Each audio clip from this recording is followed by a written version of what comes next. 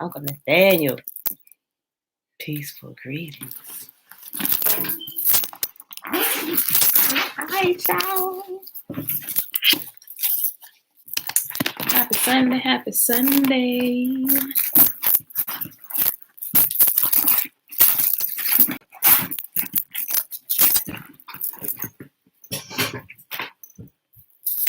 Whoa. Yes, baby. Give me my laptop. Let me see. Mom, your laptop. Laptop. My laptop. Okay, don't get up here, Pooh. How many times you try to type in this password, girl?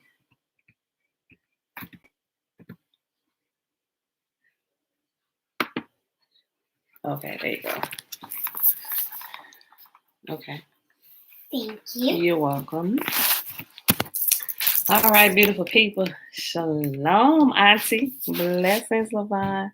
All right, y'all. It is August the 8th, 2021. Today it is day 227 of year 3 of reading through the books of the law and the prophets, another 3-year consecutive day count, day 896.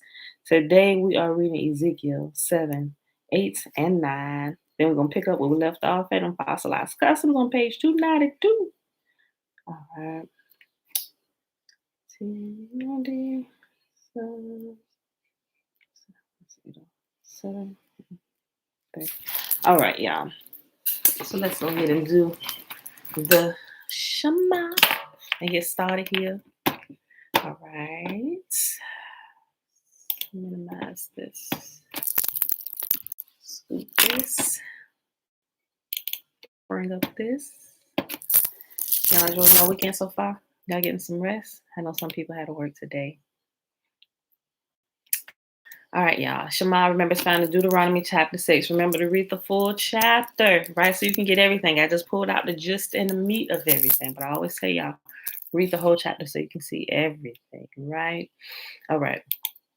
Hear, therefore, O Israel, and observe to do it, that it may be well with you, and that you may increase mightily, as Yahuwah, the mighty one of our fathers, has promised us, in the land that flows with milk and honey. Hear, O Israel, Yahuwah, our mighty one, he is one. And you shall love Yahuwah, your mighty one, with all your heart, and with all your soul, and with all your might. And these words which I command you this day shall be in your heart. And you shall teach them diligently unto your children, and you shall talk with them when you sit in your house, and when you walk by the way, when you lie down, and when you rise up. And you shall bind them for a sign upon your hand, and they shall be as frontlets between your eyes. And you shall write them upon the posts of your house and on your gates. And Yahuwah commanded us to do all these statutes, to fear Yahuwah, our mighty one, for our good always, that he might preserve us alive as it is at this day. And it shall be our righteousness if we observe to do all these commandments before Yahuwah, our mighty one, as he has commanded us. All right, y'all, remember, every so often I remind y'all, remember how it says, and you shall bind them for a sign upon your hand, and they shall be as frontlets between your eyes. Remember, as a sign upon your hand represents the action. The sign as a frontlet between our eyes represents the mind, what we're thinking about, what we meditate on, what we think about is what we eventually act out, right? The right hand of action, the actual carrying out in physical form human life, right? So if you're meditating on something, whether it's good or bad, right, depending on how deep it goes and how intent you are in thinking about it and how consistently you think about and meditate on it, you're going to begin to act it out, right? So that's why Yahuwah tells us to fill our mind, to think about, to meditate on his words, his instructions. Why? Because we will make our way successful before us, right? We'll begin to act out those good instructions, and thereby we will benefit. Our lives will benefit. Our households will benefit, right? Wherever we live will benefit, right? And when you let's see, a sign upon your hand, frontlets between your eyes, write them upon the posts of your house and on your gates. That means you command your household in the ways of the most holy, right? You teach your children at every turn, turn everything into a teaching lesson, right? The more you do it, the easier it becomes. And just you move around every day, even in the children shenanigans and the husband and wife shenanigans. We'll remember some things. So we're like, oh, we can apply this here, right? And we just kind of learn and we grow, right? Okay. So let's pop up Ezekiel.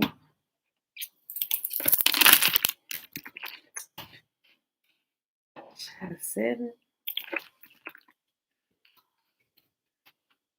All right, y'all. I'm reading from the NLT, the New Living Translation. I just like the NLT. I like the way it's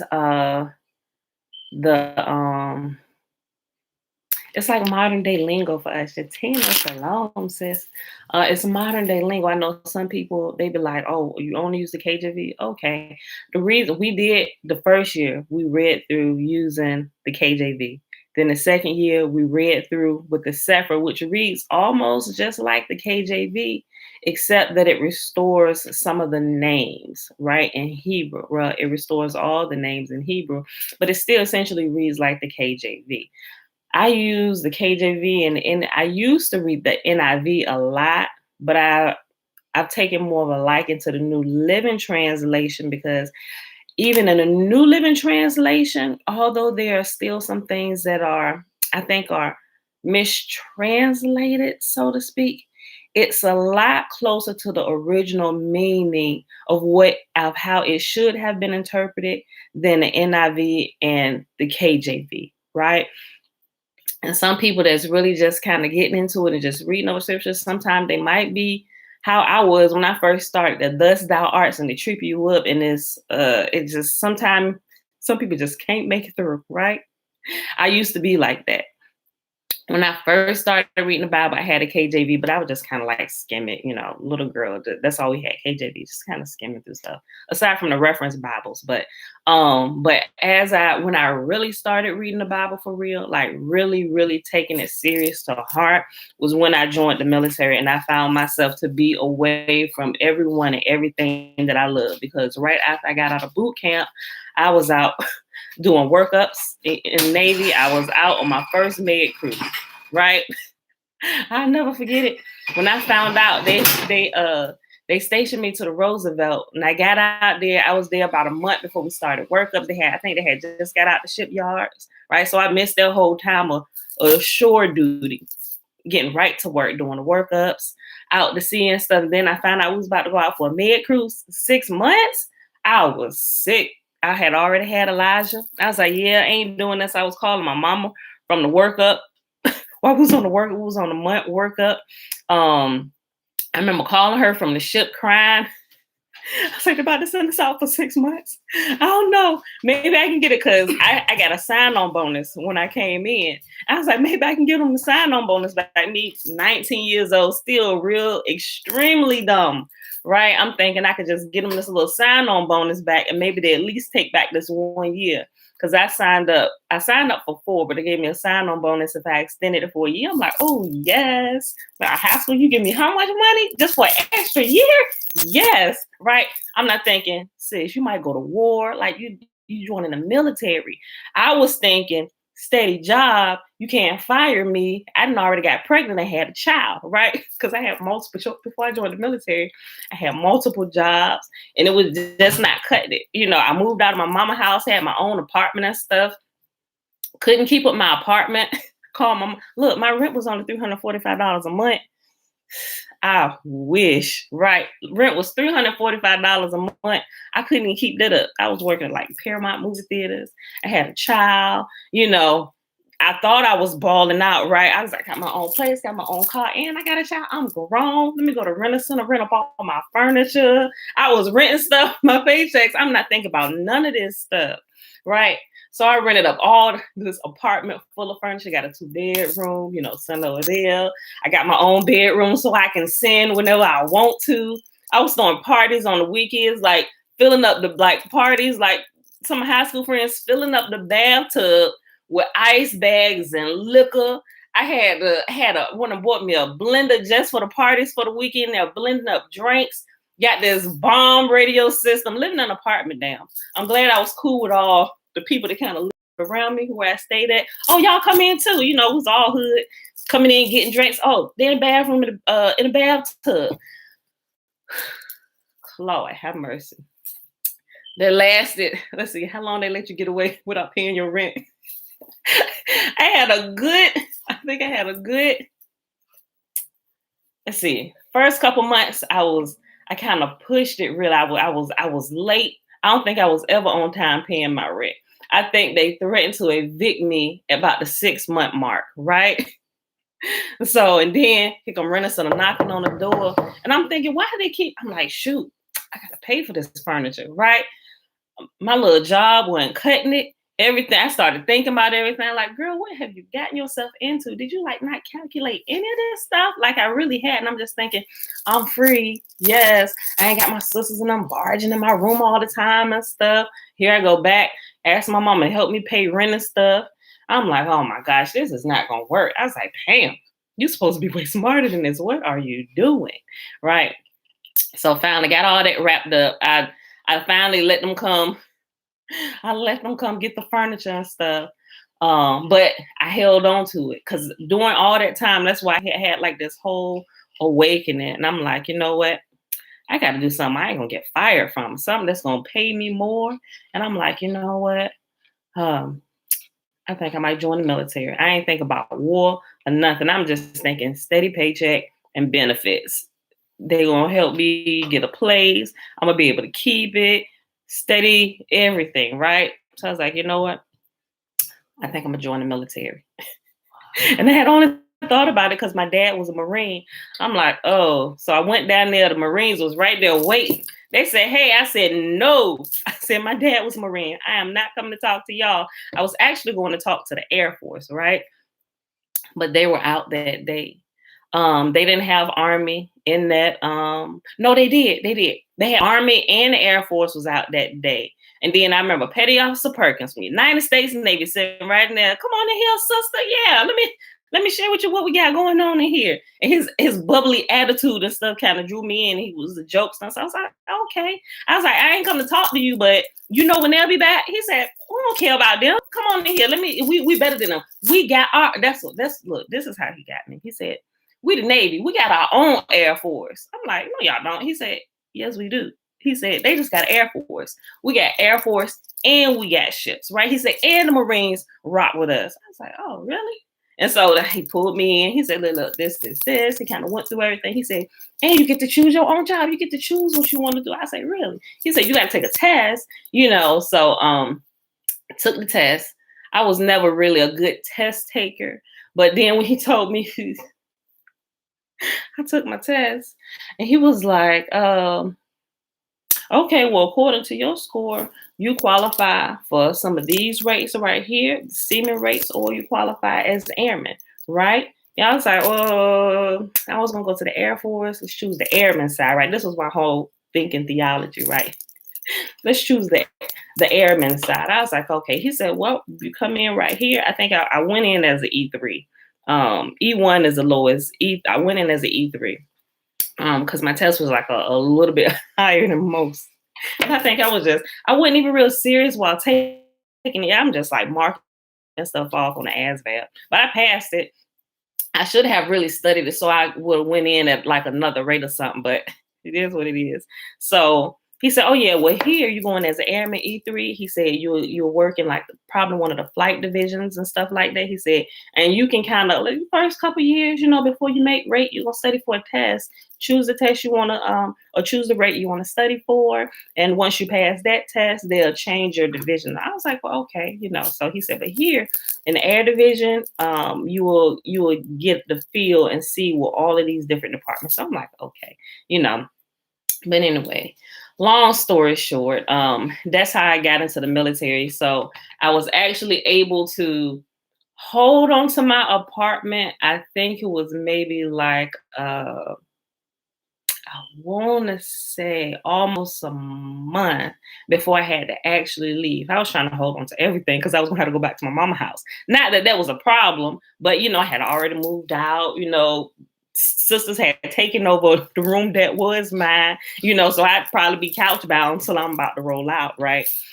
So But yeah, one thing about none of that stuff, and of course the military wasn't going for giving us the signing bonus back. Like, is she serious? Yeah, so yeah. So all my foolishness, I got all kinds of stories for all kind of events in life. And I'm just kind of rambling on before we get started. I even forgot why I even started telling y'all about that. Oh, I think talking about the Shema and those things that you think about, it'll affect your actions. That's how all I started telling you about all that stuff. But anyway, y'all, I'm here today. I actually got out of the military in 2003. So, but yeah, they never went for that, giving a signing bonus back. They let me. It was only $2,000 too, but that seemed like a whole lot to me at that time. Okay, y'all, let's get started with the reading. Ezekiel chapter 7. Son, what you need? You need something? Okay, all right. The coming end.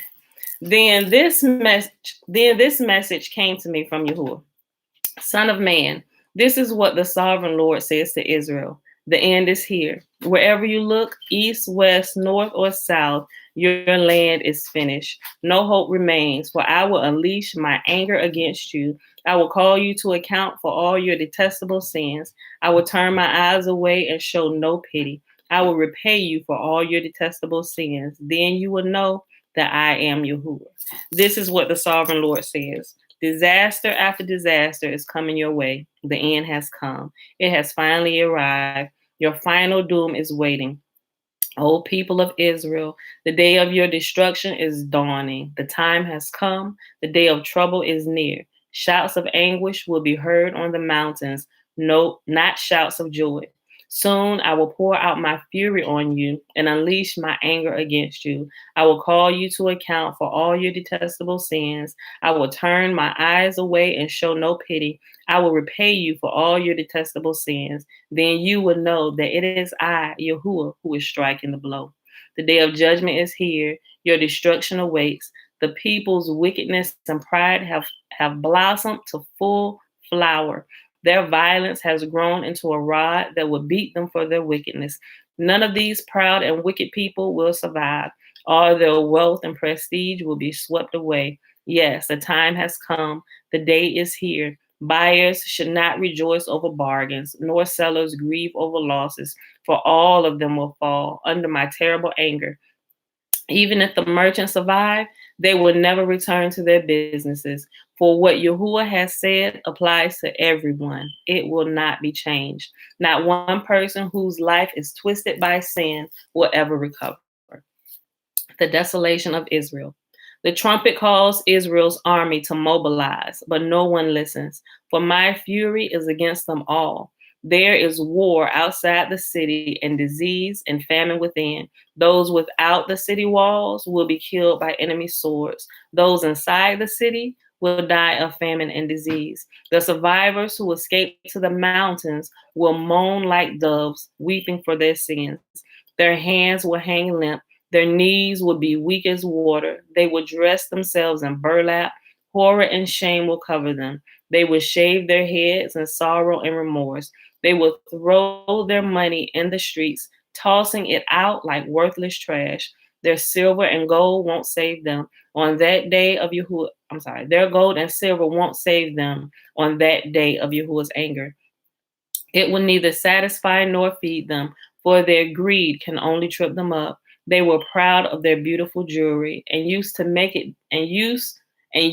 it to make detestable idols and vile images. Therefore, I will make all their wealth disgusting to them. I will give it as plunder to foreigners, to the most wicked of nations, and they will defile it. I will turn my eyes from them as these robbers invade and defile my treasured land.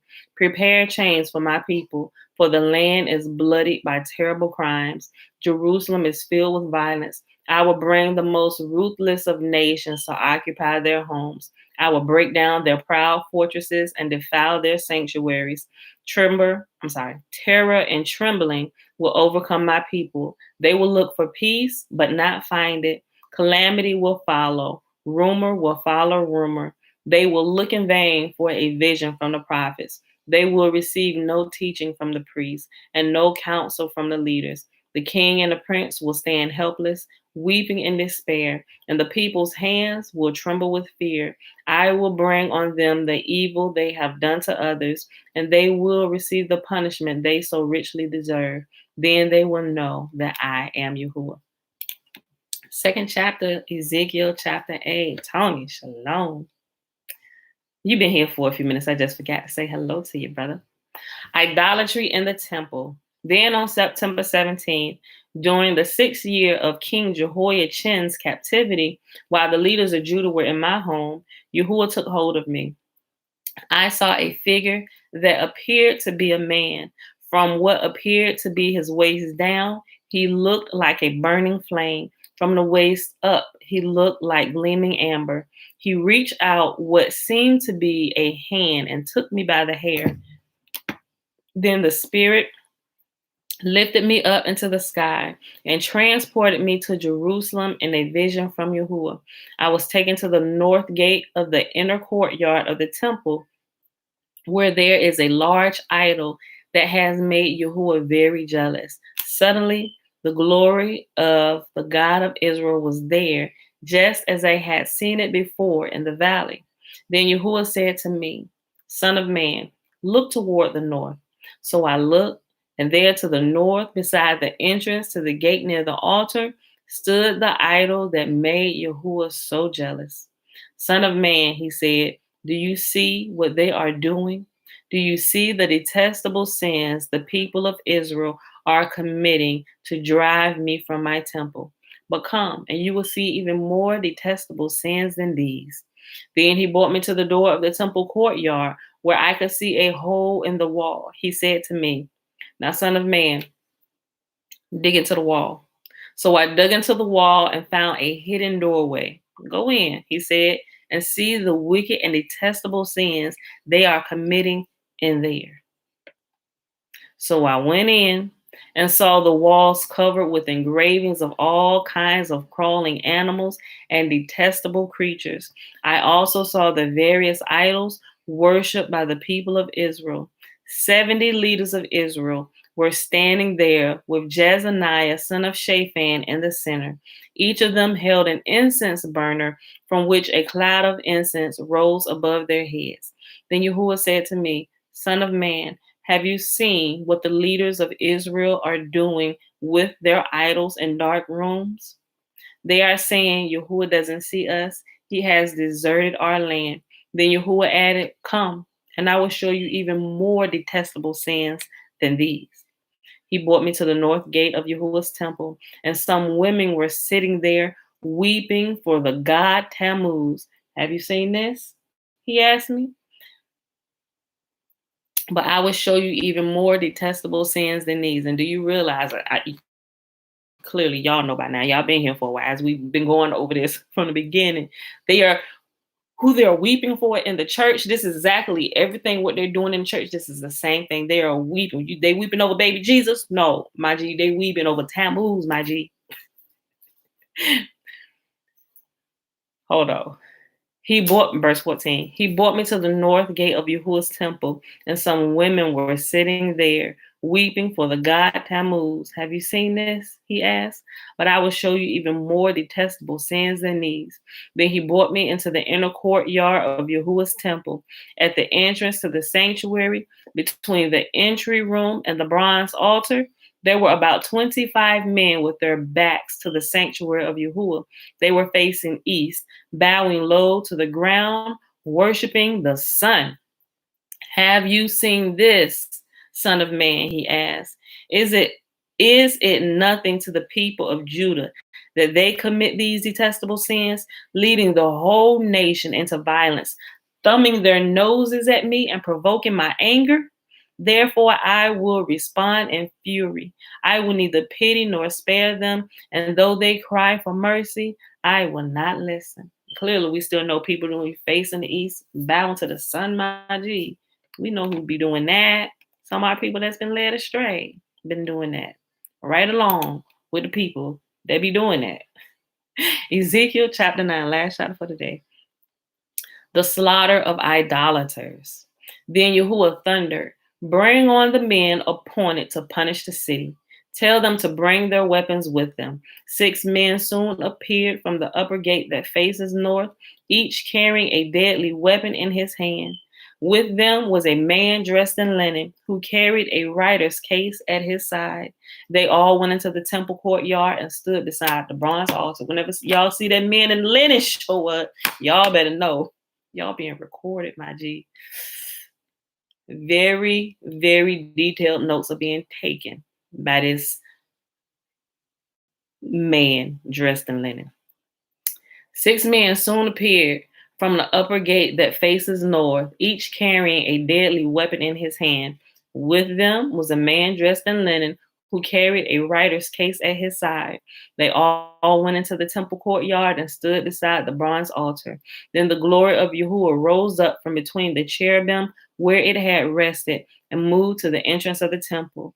And Yahuwah called to the man dressed in linen who was carrying the writer's case. He said to him, walk through the streets of Jerusalem and put a mark on the foreheads of all who weep and sigh because of the detestable sins being committed in their city. Would we be one of the ones that's marked by this man in linen?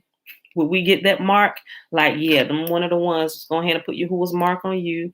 You are in complete turmoil because of what is happening, what your people are doing, right? Let me read it again. Verse 3.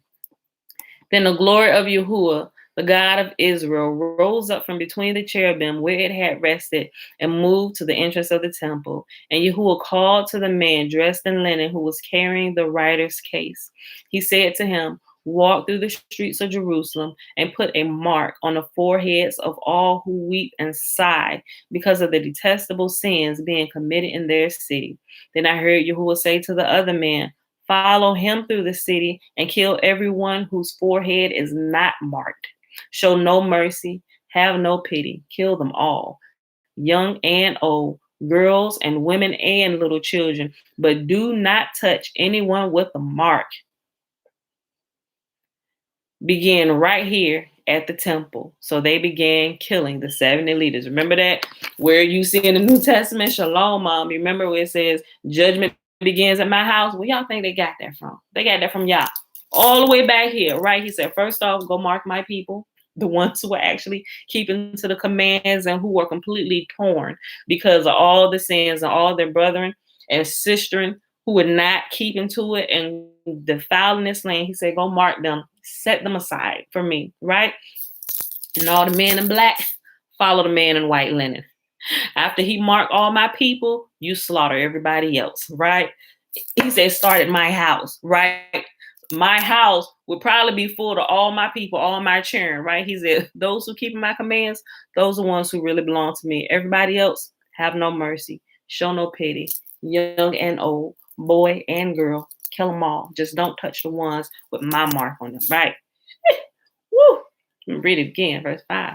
Then I heard Yahuwah say to the other man, follow him. Follow who? Follow the man in white linen with the ink pen.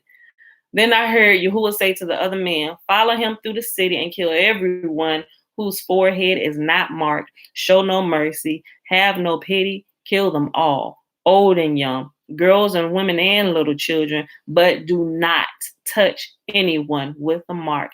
Begin right here at the temple. So they began by killing the 70 leaders. Shayla, hey girl, hey. Defile the temple, Yahuwah commanded. Fill its courtyards with corpses. Go. So they went and began killing throughout the city. While they were out killing, I was all alone. I fell face down on the ground and cried out, oh, sovereign Lord, will your fury against Jerusalem wipe out everyone left in Israel? Then he said to me, the sins of the people of Israel and Judah are very, very great. The entire land is full of murder. The city is filled with injustice.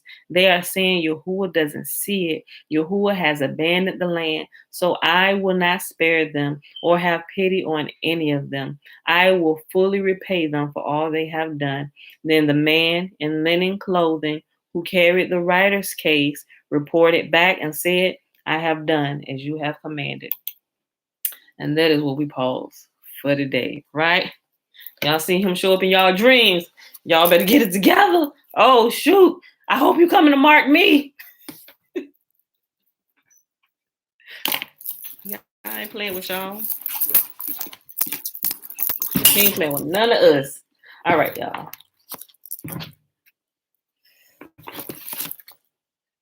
Page 292 on Fossilized Customs, y'all.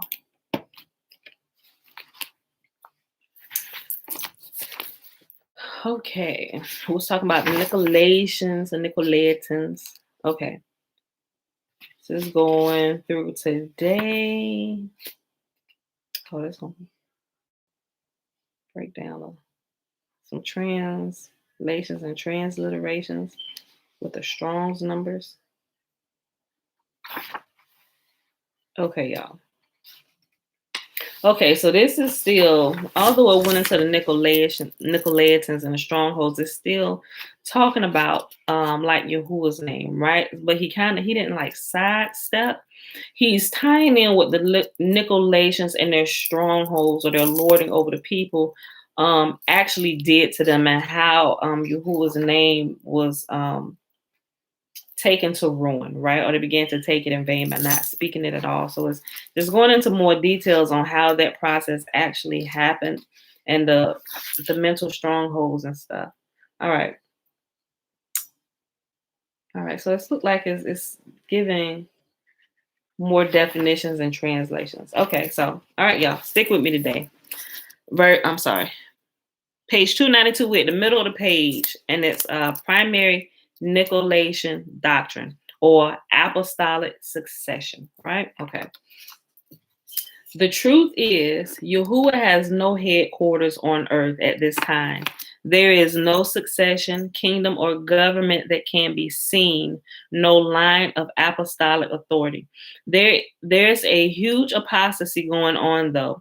Yahuwah's spirit guides us into all truth, not an organization, society, or denomination, right? And I can attest to that because I know being raised in a church, they tell you that you absolutely must be under the leadership of a pastor somewhere. Now, I get that. But here's also something that I understand. Well, the way I understood, and I'm going to say the way Yahuwah taught me to understand it. I wouldn't necessarily say that that's right. It's still kind of following the same method. Not necessarily that you should have been in like a church or a temple or whatever, but listen to the example. Just like when we're born into the world, we're born to parents, right? People who are older than us, who know more than us, should be teaching us the right ways of living and life and teaching us Yahuwah's commands, right? That's why we have parents. That's why children aren't just born, you willy-nilly, you fending for yourself from the time you come out the womb, right? There's a certain process of growth that we have in even in the animal kingdom. Although the animal kingdom babies, they become a little more independent, a whole lot faster than what human babies, like some are born and they running that same day, like, how in the world, right? That's just how they were made. We get a little more grace as humans here, where we can stay with our parents for years, even up to 18. Some even stay for even after 18 years, right? But during this time of tutelage, or the time that you're living in your father and your mother's home, you should be learning, being prepared for the real world, so to speak, right? And the real world is like you're actually out there independently by yourself. But the teachings from your father and mother should always be with you, right? That's the same way that I look at it in the church. And people say, well, like, you're supposed to be there always. I get the logic and what they're saying about that, okay.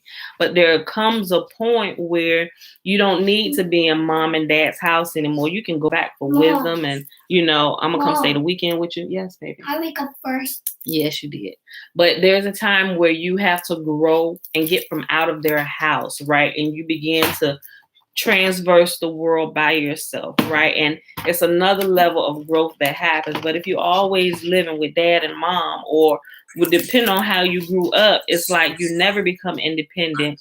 You never really grow and experience certain things that you would experience on an independent level. Bella, you're gonna have to pause this. Or turn it down to get headphones, Foodie. It's too loud. So it's the same way with the church, but people that constantly say, and I know, I mean, shucks, you got leadership that say you a vagabond if you ain't under somebody. I'm like, but okay, so I get that at a certain point, where does then Yahuwah say he will lead and guide us, right? So at what point do we really detach ourselves from you and we begin to allow Yahuwah to lead us, and not your faulty, not that everything they teach you is faulty, because it's not. Don't throw the baby out with the bathwater. But that's how I said I want to get something. Them just ate it all along. So what's the attitude towards me, sis? I'm trying to eat some and the side said, pay it back. You can get one. Wasn't anything left in there? Then, well, I think actually Jeremiah came down. I actually came down when Jeremiah was eating the rest of them. So you might want to go talk to your brethren. I mean, you ain't gonna get it back. He ate it already. I'll fix you something in a second. So, but there should be a point in time where we become independent, not necessarily independent of the good teachings, right? Because there are teachers while we're out by ourselves, right? So it's the same way. But some people they get in a church or get in a place and they're just stuck there, right? It's like you have to be here, you have to always be attached to them, and I really don't know. And maybe that's just me. I ain't gonna get into it, but you can even see some people, even when they start their own individual videos or something, they're always, not that you shouldn't give praise to y'all, I ain't talking about that, but when they start giving praise, I want to give praise to my deacon, my pastor, his pastor wife, and all them over here, this great assembly and everything, and many blessings to everybody that, I'm like, why you got to do all that? I was like, people really don't care about that. They really don't. If you got some truth to speak the truth, go on about your business, right? But we want to see how you have grown. Like, what have you learned? How have you put this in practice in your life? Like, what type of example are you being to those who are coming after you? Like, because especially if you grew up and you have siblings, right? And they kind of watch you as you grow and as you mature. So as you're growing and you're coming out of your parents' home, your siblings have an example to watch. Like, okay, Pam did this. Like, I was even with my foolishness. Go remember the little story I shared at the beginning of me, hand parties and stuff, inside to join the military. I realized siblings were although they weren't there, they realized Pam had to come back to the house. Sis, you got out there. What was you doing out there? I ain't gonna be here for long. I done got myself hooked up with another thing. I'm going to the military because I wasn't doing something right when I went out there first, right? Just doing all the wrong stuff, right? Sometimes we leave out our parents' house and we think, oh, we free. We're going to do whatever we want to do. We broke free from your rules and we just going to live life. Then we get out there, forget everything, momentarily forget everything your parents have taught you and realize this don't work. We done find ourselves in some trouble. Mom, Dad, I need some help. I can't pay my bills. They about to come repo my car. They about to put me out. They say if I don't pay the rent, I got 2 weeks to pay the rent. And if I don't do it, I got to get out. The renters and the people, they already knocking at my door. They've been knocking at my door for the last month. I'm hiding like I'm hiding from the Jehovah's Witnesses, right? Ducking, see them come like, oh my gosh, it was a terrible way to live. It really was. Having anxiety attacks, not knowing when you wake up in the morning if your vehicle gonna be out there. Let me tell you, that finally got me one day. Oh, they got me. But I knew they was coming. There wasn't really nothing I could do at this point because I wasn't even keeping up the maintenance on my vehicle. So it wasn't running. I think I had blew my engine because I wasn't even doing, baby girl. Yeah. I wasn't even following the basic rules of car care. Get your freaking oil change, right? Hold on. Tootie, what do you at? Oh, here you go. Sis, what is your volume? Okay, you gonna have to go up. You gonna have to. Oh, where's your volume? Can you hear my black thing? Huh? Can you hear my black thing? Oh, we're gonna have to touch the screen. Hold on. Okay, there you go. I wasn't even following the basic rules to keep stuff running, like getting the oil change. So I think it had blew my engine. It wasn't running. And I didn't have a cell phone I didn't get my first cell phone till I got out of boot camp. I got to my first duty station, right? So I was still using pay phones. I remember this day walking to the pay phone. I think I was going to the pay phone to call my mama to see if she could come pick me up because my car wasn't running, right?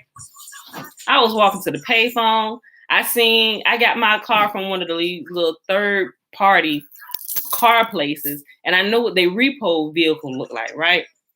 And I knew the people. It was owned by like a little family, so I knew all of them because I went in there weekly to pay my little car note, right? Weekly. Who pays a weekly car note, right?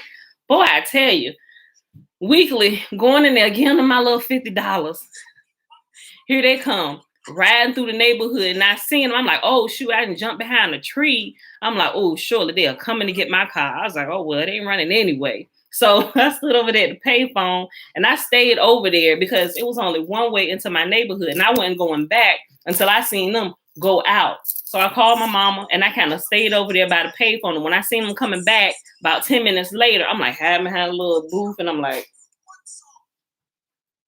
because I ain't want them to see me and be like, hey, you gonna pay us for this? And I just ducked them. But y'all, I did some foolish stuff, right?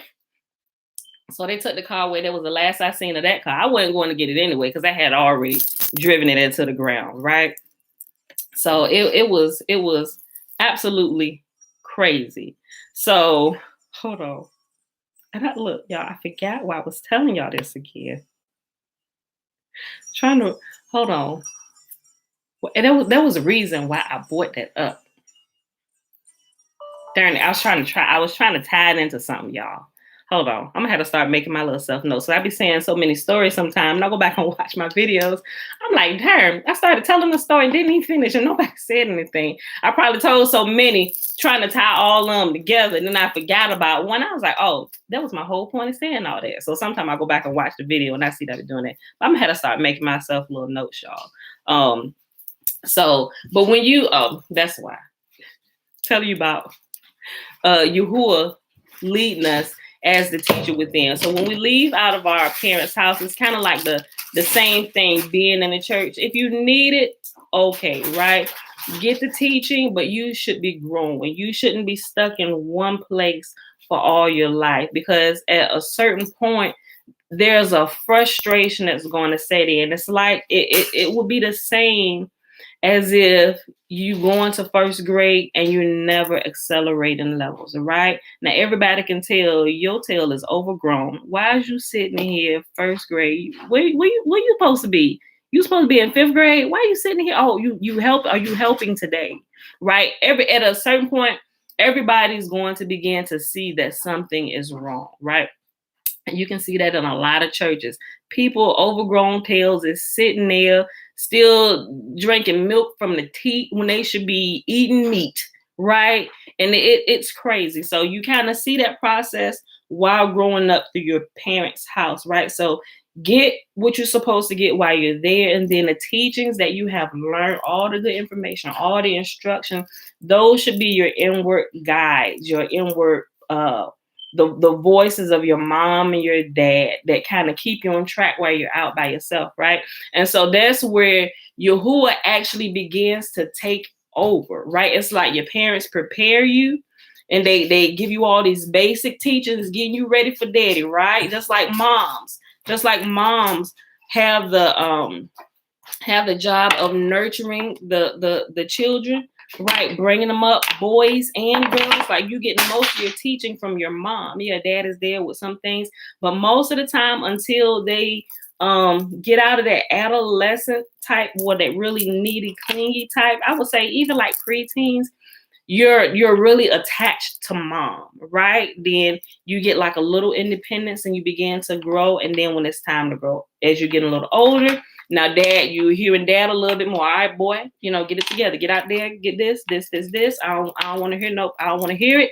Get it done, right? So dad begins to pick up the teaching as you get a little bit older, right? Begin to toughen you up a little more before it's time to get out there and get into the real world where dad ain't gonna be with you 24/7. A mom ain't gonna be with you 24/7, right? You got to go out there by yourself. You got to take all the teachings that we have taught you over these last 18, maybe 19, depending on if you go to college, whatever, all these years, take all of this information, take everything along with you, right? Just like when we read scripture, take everything that you've learned, take it along with you, and learn how to apply it to different situations. Now, it's like you getting real live training, right? Now it's real time, real world, everything is going into practice, right?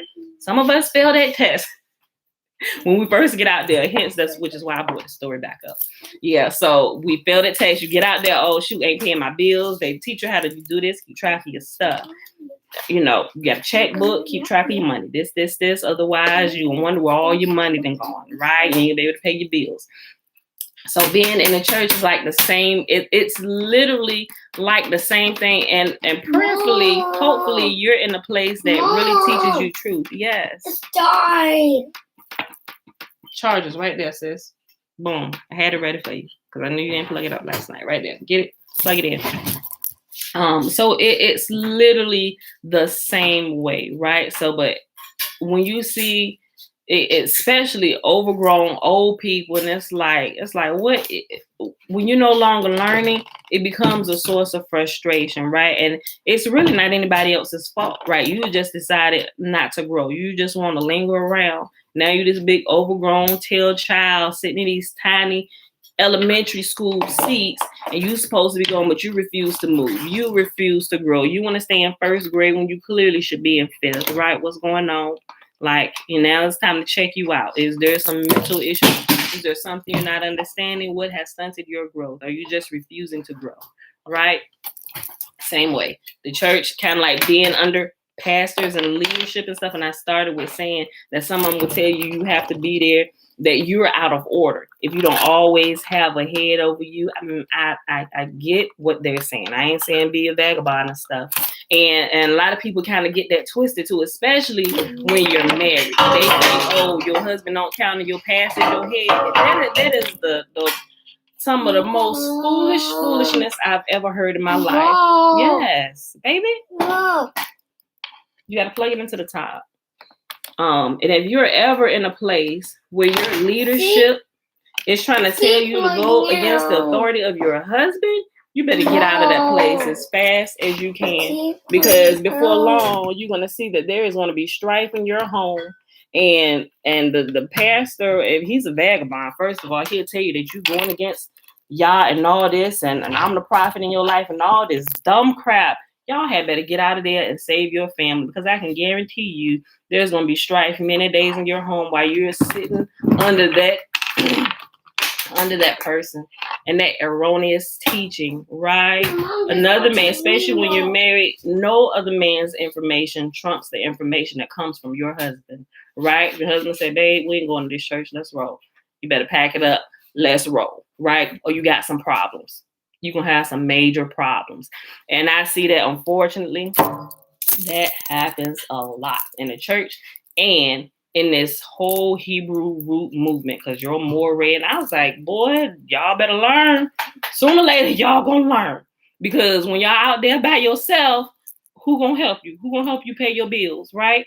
They already got families. They tend into their church or their congregation and all this stuff. And you're gonna find out real quick who you should have been listening to, right?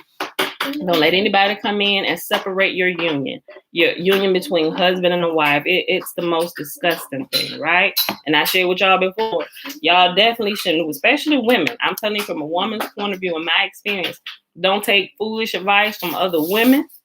Don't take foolish advice from other men. Men taking dumb advice from men who aren't married or men who are married that's doing shenanigans. Don't vet your information. People you're talking to, look and see how their information is working for their very own lives, right? And I say that everybody's perfect and people don't run into problems, because they do. But if their stuff is not working out, you best believe they're adding problems to your load, right? And you're gonna find it out real soon, right? So be careful, be wary of those in leadership who say you absolutely must have somebody over you and you ain't gonna learn nothing. No, there comes a time where Yahuwah will literally lead and guide you, right? When does that ever kick in? When you're always allowing man to lord over you and to teach you and tell you what you're supposed to be doing. At what time does the inner voice kick in? At what point can you be free to where Yahuwah can lead and guide you into all truth, right? You may need some teaching. Okay, and this is what you do. But everybody who is teaching, they should be teaching you and preparing you to push you out there, baby. You can't stay here. You gotta go. Let's go. Life is waiting for you. Let's go. Come on, you can't stay here. We got more people to bring up and push out of here, right? They should be pairing. You should just be passing through their place, right? Take what you need, grow, keep moving, right? And the inward voice, the voice of Yahuwah, will lead and guide you into all truth. He'll teach you how to apply the different information, the different data that you have gathered. Wisdom comes in. And wisdom, you have wisdom when you know how to apply certain information to certain situations and get the desired result. That's the proof that wisdom has set in your life. But if you just got a bunch of raw data, you don't know what to do with it. You got a bunch of knowledge and facts. That's why in all you're getting, get understanding, right? And understanding will take you on the road and put you on the road to wisdom. Because now you got the raw facts, you got the data. Okay, what does this mean? Okay, all right, now we got to separate this. How do I use all this? This is what understanding begins to come in as you begin to disseminate and assimilate all this information you've taken in. How do I apply this? Okay, this going to be applied here. This can be applied here. When you begin to apply it, wisdom begins to happen and you learn, right? So when you get the desired results, knowledge is not power. The proper application of knowledge is power, right? A whole bunch of knowledge ain't gonna do you no good if you don't understand it and you don't understand how to use it. So use it. So that they say knowledge is power. No, the proper application of knowledge is power. All right. Let's go ahead and read this little section. I've just been talking. All right. Page 292. Primary Nicolaitan doctrine. Apostolic succession. The truth is, Yahuwah has no headquarters on earth at this time. There is no succession, kingdom, or government that can be seen, no line of apostolic authority. There is a huge apostasy going on, though. Yahuwah's spirit guides us into all truth, not an organization, society, or denomination. Those who have received his spirit are now Israelites and are to teach to the nations the Torah. In Matthew chapter 28, verses 19 and 20. Therefore, go and make taught ones or disciples or students of all the nations, immersing them in the name of the Father, teaching them to guard all that I have commanded you. And see, I am with you always, even unto the end of the age. Amen. The two-class system, priests over people, is seen by many to be the reason for the destruction of the original assemblies of the original Nazarene. Nicolaitans seek to be recognized or distinguished from the ordinary folk and often dress the part. Just like you got pastors, you can tell the ones in the row, oh, they part of the clergy, or they putting on robes, all this, oh, they not ordinary. We ordinary folk, right? They get robes and garb and stuff looking crazy. The two-class system, priests over people, is seen by many to be the reason for the destruction of the original assemblies by the original Nazarene. Nicolaitans seek to be recognized or distinguished from the ordinary folk and often dressed apart. Appearances are most important to them, and their behavior is an act to be seen by men. Hypocrisy and eye service is condemned by Yahuwah, as we certainly already realize. Nicolaitans are playing a role and expect that everyone should acknowledge their authority and status. They seek after titles and honors and want their ideas obeyed without question. Clearly, that's still going on today, wherever you at, right? These verses escape their attention. Matthew chapter 23, verse 8. But you do not be called rabbi, for one is your teacher, the Mashiach, and you are all brothers. Luke chapter 17, verses 20 and 21. And having been asked by the Pharisees when the reign of Yahuwah would come, he asked them and said, the reign of Yahuwah does not come with intent watching, nor shall they say, look here or look there, for the reign of Yahuwah is in your midst. And here he has, in small words and parentheses, he said, notice the reign of Elohim. Notice the reign of here, Elohim, but it's Yahuwah.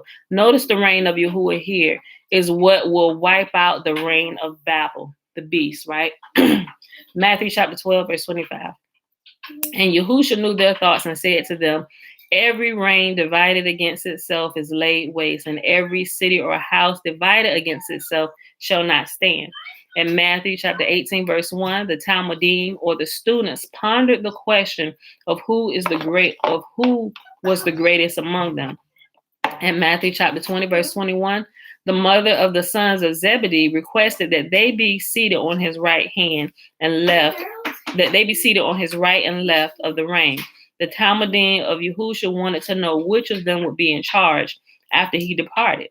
In Romans chapter 16, verse 17, we are told to keep our eye on those who cause divisions.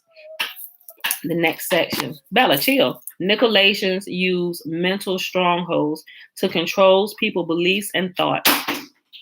Mental strongholds can be broken by simply knowing they are there. They are false reasoning and misunderstanding. The foremost belief they promote is that they, or the Nicolaitans, are the enlightened ones, and they boast that they know Yahuwah. Everyone else must do as they say. We have knowledge of Torah to overthrow them. 2 Corinthians chapter 10, verses 4 through 6.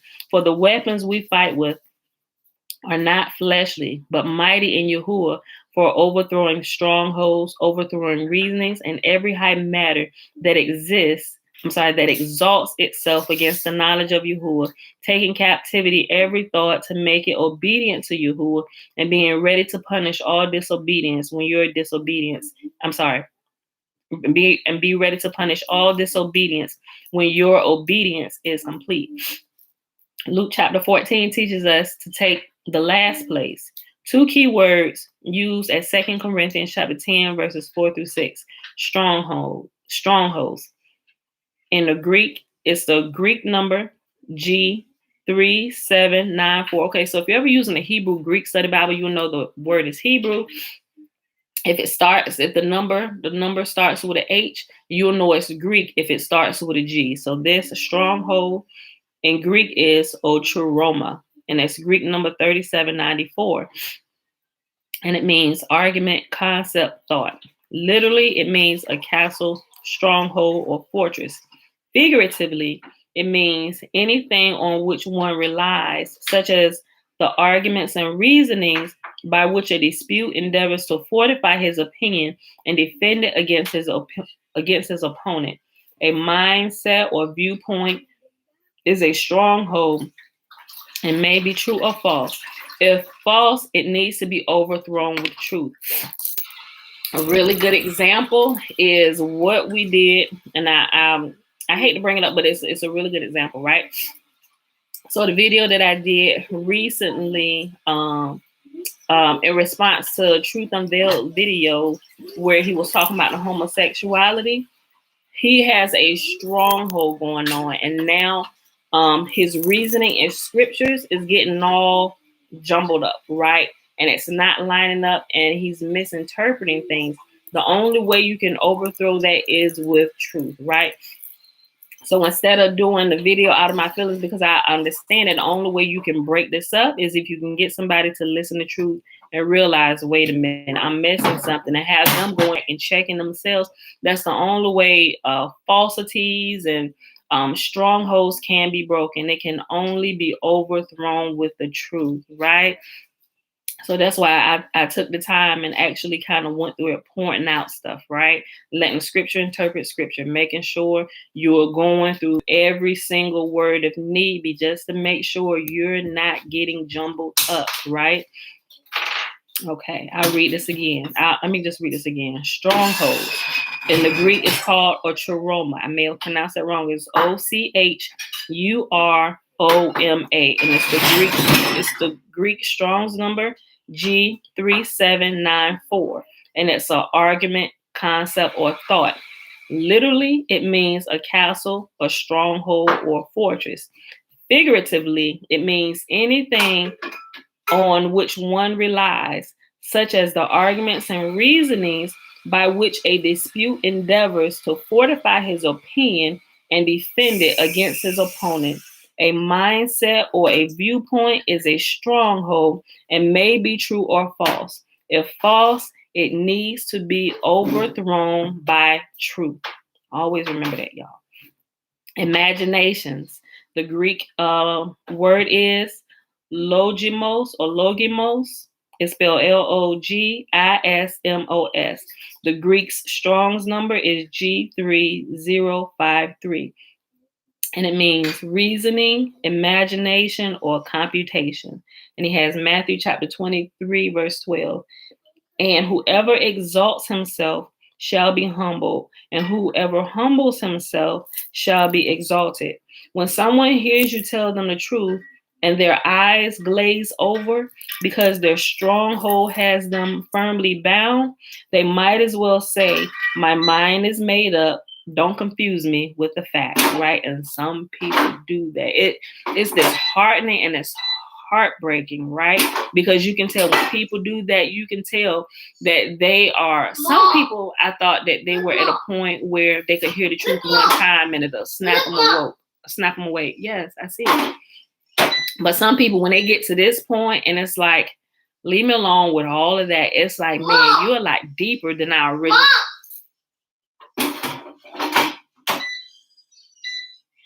What is it supposed to do other than what it's doing? Listen, press. Is there anything in it? We'll leave it alone. When I realized that people are much deeper in their, let's say their delusion than what I originally thought, that part is really heartbreaking, right? So you can try a couple more times to wake them up, maybe to get their attention in hopes that the truth that was in them can identify with the truth that you're giving them, and it'll kind of wake them up a little bit. But sometimes it just doesn't happen, right? It just doesn't happen. At least not at that point. Either they're not ready, or they've just decided, this is the route I'm going. I'm staying on this path I'm on, right? I'm right, you're wrong. Not even going to consider what you're saying, right? When someone hears you tell them the truth and their eyes glaze over because their stronghold has them firmly bound, they might as well say, my mind is made up. Don't confuse me with the facts. Examples of such factions having long-standing doctrinal positions, old wine, would be rabbinical Judaism. That'll stop. Pharisees and Talmudic teachings of Rabbi Akiba.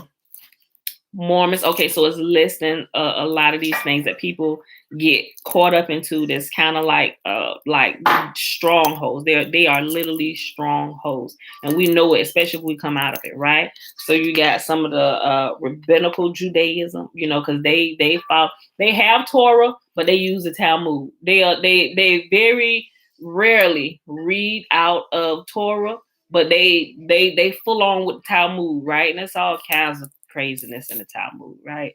The Mormons, teaching of Joseph Smith and the Book of Mormon. Some of our people is waking up to go back to sleep. What is y'all doing with this Book of Joseph Smith? Y'all stop it. And I know some of the stuff that some people is teaching about it. I was like, what the crap is going on here? And I had to listen to a couple. I was like, wait, what? No. And it sounds so convincing. Look. There's somebody that I used to listen to because there were some teachings that I think he absolutely had on point, right? But then he kind of linked up with this other brother, and I saw the change when I saw him link up with this other brother. And this other brother has a little bit of truth, right? I'm learning how to eat the meat and spit out the bones. I'm learning how to sift through what's good and what's not, right? I'm taking all the teachings that I've learned in my father and my mother's house. And as I've transitioned out and all the things that I've been learning as Yahuwah have taught me himself, right? That the inward voice, the voice of truth, leading and guiding me into all truth, right? All of these things, right? It keeps you if you keep them, and if you take truth along with you, if you call her your friend, right? Wisdom will follow you, right? She'll watch out for you. She'll make sure your foot don't trip and make sure it don't get caught inside snares and stuff, right? Call her your best friend, right? But what happens is some of these brothers and sistering is tripping up along the way, right? They're leaving some of their jewels behind and they're getting caught up into some of this stuff, right? And it sounded really convincing. It sounded really convincing, but there was still something wrong about what it was. I couldn't quite put my finger on it at the time, but I'm like, wait a minute, see, because it without getting into too much detail. But I'm just telling y'all, if y'all getting caught up, because it's a few different people now that's waking. I say they waking up to go back to sleep, and they intertwine this Book of Mormon and stuff, and they pulling out different things, some of the prophecies of Nehi, depending on which version, Nephi, and all. I'm like, ooh, y'all, wait a minute, ooh, like, and it's like you try to ask some questions, like, wait a minute, so what about this? Is it? And they just kind of ignore that, or they just completely skip over this and tell you why something. I was like, no, but this right here, this is what keeps me solid. This is what you who has taught me. Remember, I am one. Like this, y'all, we missing something. I said, this looks like it's going. This is some of the same pagan doctrine, just what you want to call it, this repurpose. Giving you a different name, but some of the same red flags is popping off about this. I'm like, this, and it's like, and you just literally asking questions, right? And then they'll do videos verifying. I'm like, you still are not answering the question. You're completely ignoring the truth that is in plain sight that I put there. I asked you, and you're not addressing this. Because if you address this, it's going to cause all of these other things to be shaky, right? And you have thousands of people now subscribe to your channel, and I'm going through reading some of the comments. I'm like, oh my gosh. I'm like this, and you can see some of the people in the comments like, people, what are y'all doing? This is wrong. No, we're not to. And people just like, when you get so caught on a teacher, that's what I'm like, y'all better learn how to literally go within and ask Yah, because all of us are human. We all could make mistakes, right? And if you don't stay humble, like, Father, keep me humble. Like, if I'm wrong, help me. Let me not gloss over things I might be glossing over, right? Have somebody, I don't care who says, have somebody screaming out to get my attention. If I'm like going in that direction, I was like, help me. Right? Because I'm not one, I definitely don't want to go astray, right? And I definitely don't want to lead anybody else astray, right? And there are some things that I come across that I thought was the truth, but as I continue, I was like, oh shoot, no, we need to adjust this. Y'all, remember when I said, oh, this is wrong, look, this is why, let's fix this, let's adjust, right? Okay, back on track. And that's gonna happen from time to time, but you have to be very careful. You have to be on your square all the time. Make sure people don't trick you with smooth sounding words or things that might logically make sense, but it's there. It's like I heard my mom and them say all the time. They used to say, Satan afloat. Satan will tell you 99% of the truth just to float one lie. And I've always remembered that. So I'm looking for the one lie to float, because if something don't seem right, that means something ain't right? Either I'm missing information, I'm not fully understanding, or something truly isn't right. So now I'm like, okay, what is hidden that I'm not seeing? And like these teachings of Joseph Smith, the Book of Mormon, is one of those one lie floaters, right? So y'all, that's why I said it sounded so good. I was like, but something is off about this. Stay away from it, brethren. Stay away from it, sistren. Clearly we know the Catholics and their rituals, right? So you got the Jesuits, you got rabbinical Judaism, you got the Mormons, which is the teachings of Joseph Smith, the Book of Mormon. You got Catholics, which is Constantine, their councils, the sacraments, the rituals. You got Islam, the Sikh, the teachings of Muhammad's 5 pillars combined with Hinduism. You got, what is it? Shahada. I think that Shahada, Shahadaah, is no God but Allah, and Muhammad is final prophet. Allah is Hebrew meaning high or mighty one. You got the Salah, which is they pray at 5 fixed times daily. You got Zakah, which is the alms giving. You got Psalm, SAWM, which is fasting, ritual, repentant, as what's it, ascetic, ASCETIC. You got the Hajj, HAJJ, is a pilgrimage that occurs during the Islamic moon of, what is it? Who? It's a D. Maybe the D is silent. I don't know. DHU, Al Hijah. I just thoroughly screwed that up. I'm sure it's 2 words. The first word is DHU. The second word is AL-HIJJAH. So that's the Hajj, which is a pilgrimage that occurs during the Islamic moon of Hu al-Hijjah in the city of Mecca. It said, we should be aware that the language used by Arabs is mainly the purest of ancient Hebrew still used on the planet. The Yahudim have been dispersed into the nations, and foreign languages have had their influences on their form of many words. Yiddish is perhaps an extreme example, but it's very real. The Mezorites spent 500 years influencing the pronunciation of Hebrew words with vowel points they invented. Arabs named their children Abraham, Dawid, Yosef, Asha, and many more good Hebrew names. Their language is pure, so we must distinguish it from their religious behavior. If we were to judge, let me read that again. Their language is pure, so we must distinguish it from their religious behavior, right? Okay. If we were to judge all the English-speaking people based on the fact that some of them are cruel, we would be foolish to do so. So that's something that I like what he said. Be able to separate the truth that they have from the behavior that they act out. Okay, is my Facebook cut off? That's a call coming through from my husband. Okay. All right. So, okay, he got it. I hear him. Okay, I didn't know if that was going to kick me off. I'm glad it didn't. Ain't nobody said anything, so I think we're good. Shalom, Jade Denton. Shalom. Welcome to the room. All right.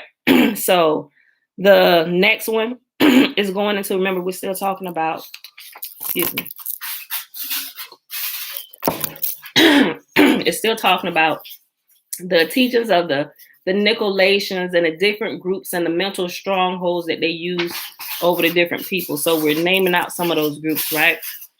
So the next one is the Hindu, Buddhist, reincarnation, and karma.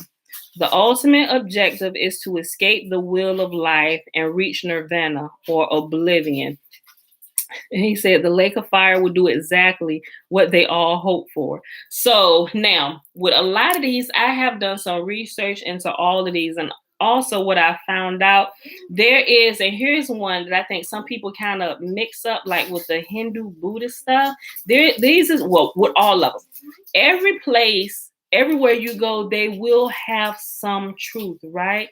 But you have to be able to decipher between that truth and their religious behavior, things that they have added to the truth, and they began to build other doctrines around it.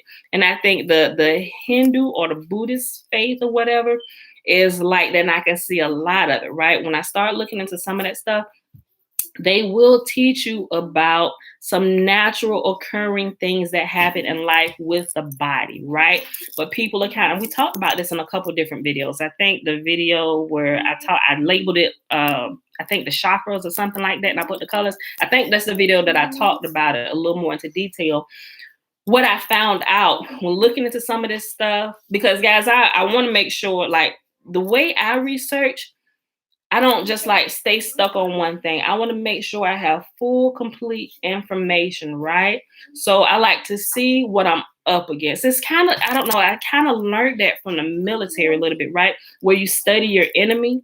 and different things. And even when I came out of the military, when became a part of this church, they had classes that you could take. And the classes that really, things that really, anything involving research where I can learn about different cultures, it really fascinates me. It is really not a fascination, but I really like to learn about other cultures and their ways of life and see the differences and what the differences are based on like what we do in the Western culture and how it differs, right? So that's why if you hear me talking about some things, and I know I title my videos, guys, y'all have to realize I title my video, and some people, they read my titles and they just leave ignorant comments. Stay away from people like Hershey. I'm like, did you watch the video? Right? I can tell you somebody that just came new and you don't watch the videos, right? Because I will name my videos catchy titles. I do. I name it. I ain't gonna call it clickbait because I am. And sometimes I'm talking about what's in my title, but a lot of time people may look at the title and they'll go into a whole nother thought process, like I'm teaching witchcraft or something, and I'm trying to show you the truth that I found based on the lies and error that have been packed with it, right? It's like 99% of the truth that float that one lie, and that's what I found it to be. So I said all that when I started looking into some of the Hindu and the Buddhist stuff. I'm like, okay, they talking about natural occurring things, and they use words. They have like the Sanskrit language and stuff, and in their culture, what we use that are medical terms here, they're not using the same terms that we use in the Western world. They're using terms in their language that we have been taught in the Western world, that when we hear these words, it's witchcraft and to stay away from it. But if you actually go and listen to what they're saying, hey guys, chill. If you actually just listen to what they're saying, what they're trying to convey to you, you will find out that a lot of times when you hear something, I'm not talking about some of the ones that's like overly religious, because you will have them as they begin to teach you about the chakras, they will begin adding other stuff into it, right? But what I found out by listening to them and listening to my sister is a registered nurse, and she taught me a lot just by some of her conversations, and even with teaching my children, getting these medical cards and stuff, where it's teaching you about the body. So when I would listen, I was like, wait a minute, they're talking about the endocrine system, right? And so the more I was like, oh, shoot. So a lot of times when you hear them talking about chakras or balancing your chakras and stuff, they're simply telling you really, the endocrine system. And when you look at the chakras, when you see it, you see the lights, you see somebody sitting in a meditation, Indian style, and you see these lights going through their body, starting from the bottom up, or whichever way you want to look at it or whatever. And they're talking about energies, right? They're wheels of energy, spiral wheels of energy, but those lights actually represent a physical organ in your body that literally runs up your body, my G, from the base, from your buttocks, the bottom, right? And you will see if you go into the medical field like that, everything can be proven, right? If you look at a body, you just pull up a chart of body, you will see all these major organs that literally go along the spine, right? And they start talking about that, and you start hearing them talking about the Kundalini energy and all those. I was like, oh shoot, that's what they're referring to, right? So once I removed the boogeyman from the door, shalom, Sarah. Once I removed the boogeyman from the door, and the word chakra didn't scare me anymore, I was able to further go and say, I was like, oh, so this is this. And I actually had my medical book while I was looking at it. I was like, oh, so this is what they're referring to this. They're referring to this. But you have to be careful, because there are some who go further than that, right? And they'll still use a certain terminology. That's why you have to pay very close attention to who's teaching you and what they're actually saying. Now, it is true that although Shalom, Kirk, although you have these physical organs that we all physically have in our bodies, they actually do create energy that cannot be seen. And they will begin to talk about it on that realm, which is true, right? When we don't feed the physical organs, HB Shalom, when we don't feed the physical organs in our body that we can actually see, we can cut you open and tell, yes, you have that. Even this right here, yes, you have a pineal gland. Everybody had the hypothalamus, the thalamus, all that is there, right? What happens is, if you don't feed your body appropriately, with the foods that give it life, and that causes everything to operate at full perfection on how it was designed to work. Those energies that we can't see, like us actually having, it's like, oh my gosh, I'm out of energy. We can't see that. All we can see is the symptoms of you not having energy. You're lethargic, right? We'll start seeing your we'll actually start seeing the symptoms in your body, right? We can tell you look dry, you're dehydrated. It's because the things that we feed physically will literally give us energies and things that happens with our body that we can't see. So it's the endocrine system. You hear them talking about energy and the spiral wheel. So that's what they're talking about.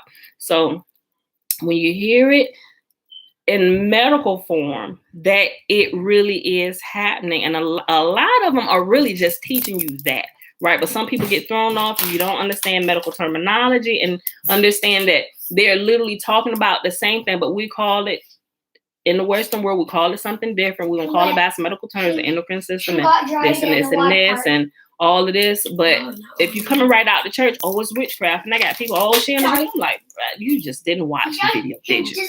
You ain't listening to nothing. You saw, it's like you woke up with violence in your heart this morning. You type in the word chakra, and my video pops up. And you look at a couple comments, you let the video play for a second, you skip through, you let it play at the beginning, you skip to the middle, and you skip to the end. This is garbage. She's a witch. Stay away from her channel. All the church people, turn to Jesus, or you can burn in the lake of fire. I'm like, I know.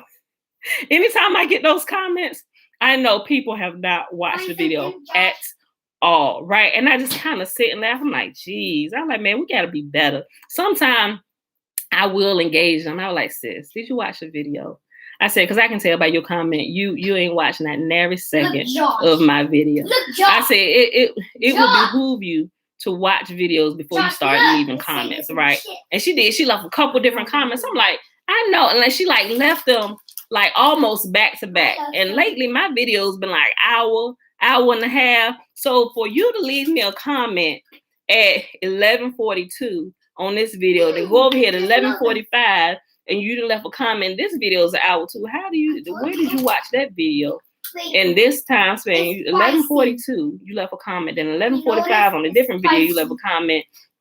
Then 11:53, you left a comment on this video. I was like, you are not watching my videos. Clearly, you're out for blood today, and I just happened to show up in your radar. You find, look, and the only video she left them ignorant comments on was the videos where I have titles with something like chakra or third eye or something like that. And I'm like, boy, I tell you, but it taught me something, because I kind of used to do that too. I'm like, oh, you know what?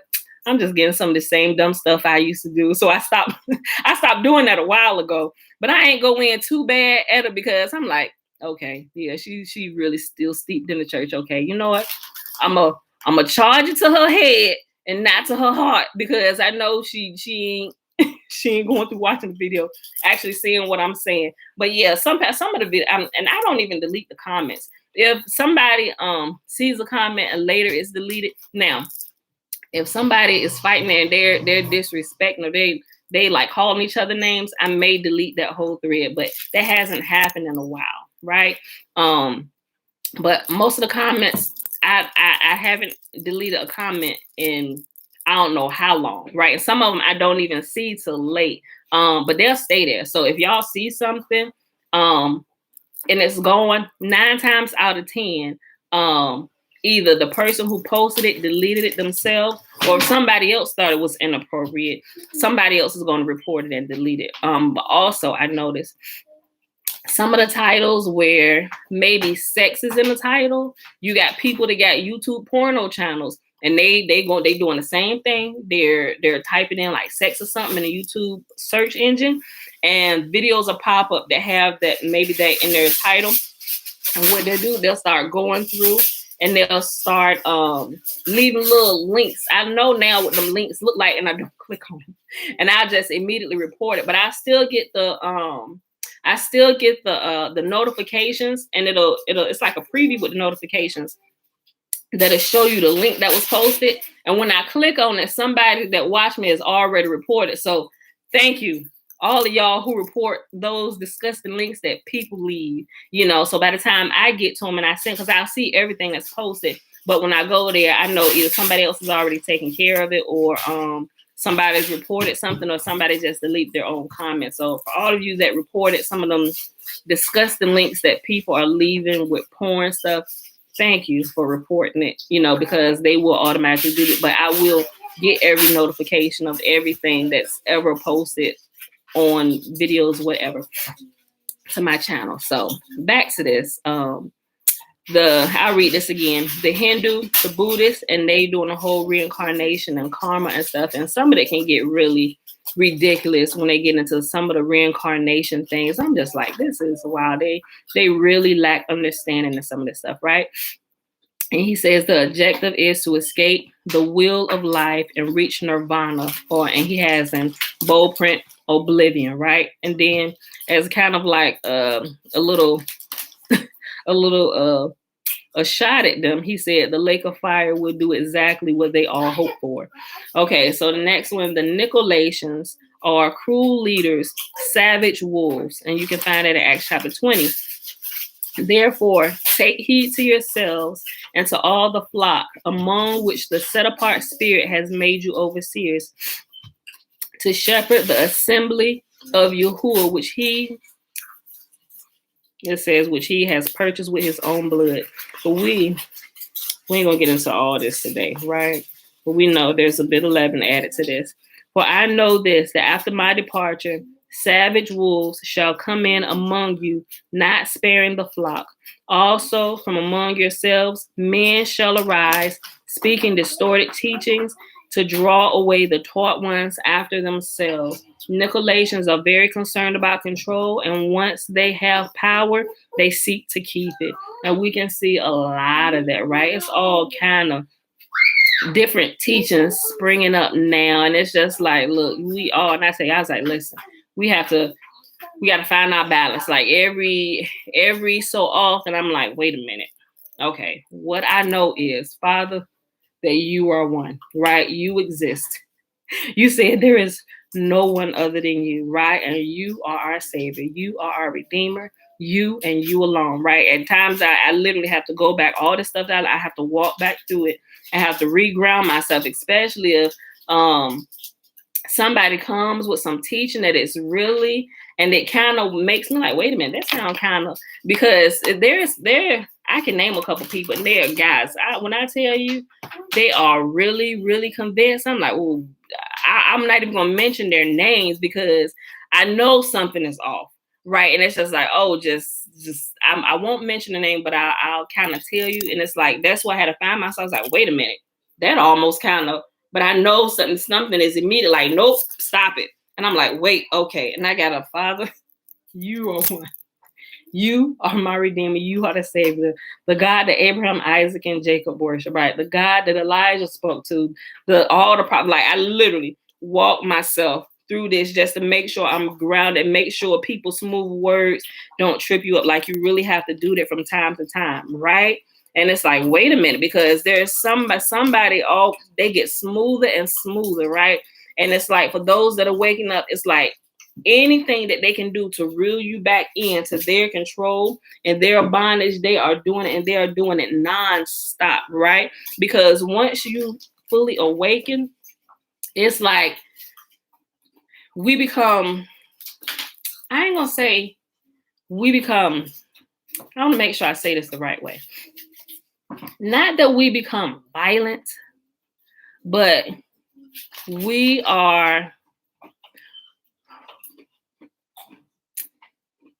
let me just say this. We're violent about the truth, right? The 100% unadulterated truth. Not that we act towards you in violence, but we are violent against lies, because we understand how lies distort people from all the way from beginning to the end, and they lead people off into some terrible things, right? So in a way, I just want to make sure I'm using, because I'm not a violent person, but I will attack lies with the truth. right? And I'm coming with receipts, right? I got bags of receipts coming with me, right? And let's talk about this. Some people, they actually say, so wait, well, sis, I don't necessarily agree with you, but you got a point. You making me think, right? So I'm like, well, let's talk about this. Let's, maybe I'm missing something. Maybe you missed something. Let's just talk about it, right? When you can talk to your brethren and your sistren, right? And we can have a conversation, and without getting angry and trying to defend what you believe to be the truth, we can actually gain some ground. Like I might learn something. I'm sure I will learn something from you, right? And I'm sure you may learn something from me, right? We can talk back and forth like, oh man, you're right. Oh, I didn't see that. Oh my goodness.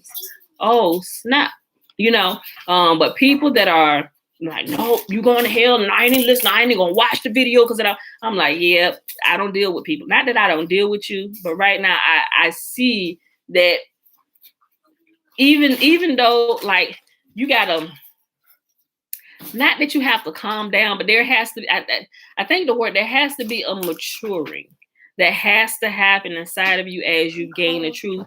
And I would say compassion has to set in, right? Because some people, they get the truth and they're very zealous, right? And what they're saying is right, but they're overly zealous, and in their pursuits to save people with truth, they do more harm than helping, and they actually push people away. But and it comes across the people as being self-righteous and holier than thou. And they actually accomplish the opposite of what they're trying to accomplish. So once I realized that, I'm like, ooh, it's like, girl, you gotta have some compassion. So what if I did that to you? I was like, ooh, touche, you right. I was like, that was kind of harsh, wasn't it? I'm like, ooh, they'll probably never come back to me, huh? I could never probably say that. And I understand that, right? So it's like compassion has to set in. You have to understand. It's just like parents with children. Not that you're over anybody or you're anybody's parent, but you can see the principle with children. There is a certain amount of force and discipline you have to apply, or you shouldn't apply, depending on the age and maturity of your children, right?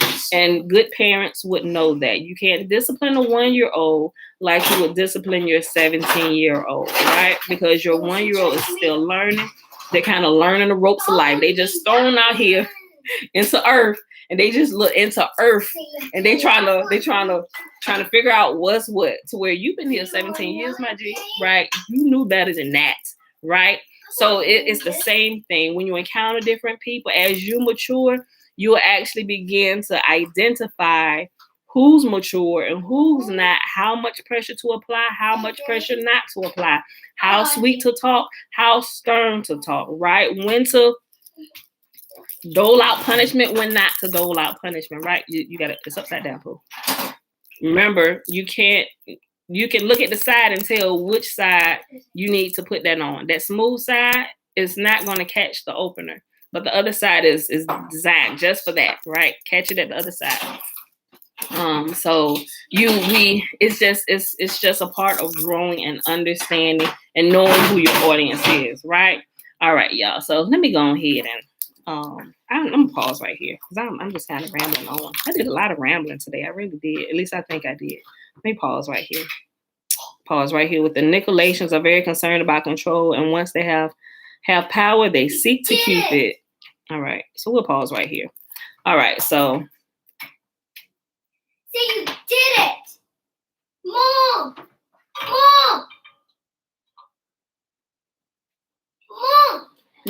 Yeah. Okay. Mom. Send it to me, Jay Denton. Mommy! Yes. They actually did it. Okay. Very good. They said, sis, can you please share this information? There's a tour room by Adaya on Clubhouse, and I'm inviting you to. Is that? I think I heard of Clubhouse before. I don't have it. It's an app. I don't have it. I'll do the same for this room. We tour believers need to come together. Yes and amen. Right? Miss Pamela, I've been studying the effects on Catholicism on the world religions. I discovered that Catholicism and Hinduism are very similar. Absolutely, they are. Right? Matter of fact, if you really begin to look at a lot of them, all the different religions, all of them come out of Catholicism, and Catholicism comes straight from Nimrod worship, y'all. I'm telling you. This great. Matter of fact, this book goes into deep detail about all that. I'm not sure how long you've been here, but When we started this, it started breaking all different religions and going to a lot of it. So you're absolutely right. Mom. Yes, baby. Look, the breath smell disgusting. All y'all need to go brush y'all teeth, right? All y'all came down here. I bet ain't nobody brushed their teeth this morning. Bella is funny. Okay, y'all. All right, wait, guys, come on. Give me a second. Give me a second. All right, y'all just try to raid the kitchen. Okay, all right, I'll just go ahead and end this. Everybody's up. Where's my book? Where is my notebook? Tootie, what you doing with my notebook? Did you stick it back in my bag? Give it here. Mom, Oh. does it hit me in the stomach? Keep your hands to yourself. What I tell you? I kicked on the stomach. That's even worse. Keep your feet on the floor, boy. Kick them back. I'm live. I did. Look. I'm gonna tell him. Look. Trying to hit me. You hit him? Is she gonna hit you back? Look, I'm not for egging on fights, right? But I told y'all about Isaiah, right? I told y'all about my son Isaiah. Love my son. But if somebody came to my door and told me, your son Isaiah just walked up to me and punched me in my face, I'm gonna believe you. Because I know my son Isaiah. But you ain't gonna tell me that about Joshua. But I believe that about Isaiah. He just come out the room fighting. You know. Let's make a spill. So, but we trying to teach him, like, first of all, you don't hit girls. Look, I'm kind of, here's where I stand on men hitting women and women hitting men, right? First of all, I don't agree that you should be fighting one another. But men, because of how they were made, they are, most of the time they're strong, but there are some women who can roll with the best on. You don't want to mess with Bertha. Bertha gonna tell you limb from limb, John. Don't mess with her, right? But listen, women, if you're mouthy and you think a man won't hit you back, if you bold enough to walk up to a man and put your hands on him, you better know that if he's not having a good day that day, he might hit you back. And if he hits you back, it's your own dumb fault because you shouldn't have put your hands on him, right? Now listen, that's why I tell Bella and Isaiah, Bella was thrown into this earth amongst a household full of boys. She has 6 brethren. So sis will fight you, right? Don't mess with her. So it's either Bella and Zay or it's Bella and Josiah. Now, Josiah, how old is Josiah? Josiah just turned 8. He about to turn 8. Or 9. He about to turn 9. Josiah is bigger, right? Josiah is aware of his stature over his sister, right? Bella will hit him. Josiah get pissed, and you will think he's about to hit you back, but he will not hit her. He will grab her and hold her tight. Didn't I tell you not to hit me? And he may slam her, but he will not hit her.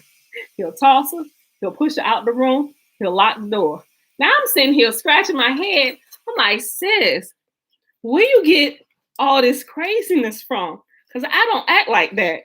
But I'm like, you know what? This had to come from your daddy's side of the family. Or maybe just the ratchetness skipped me because I can see it on my side of the family where some of the women in my family will fight you. A couple of them might be watching. But they will fight a man, right? They will fight a man. But I'm trying to teach them this, Trina. I'm trying to teach them. And Isaiah, he got big feet. He got big hands and he got big feet.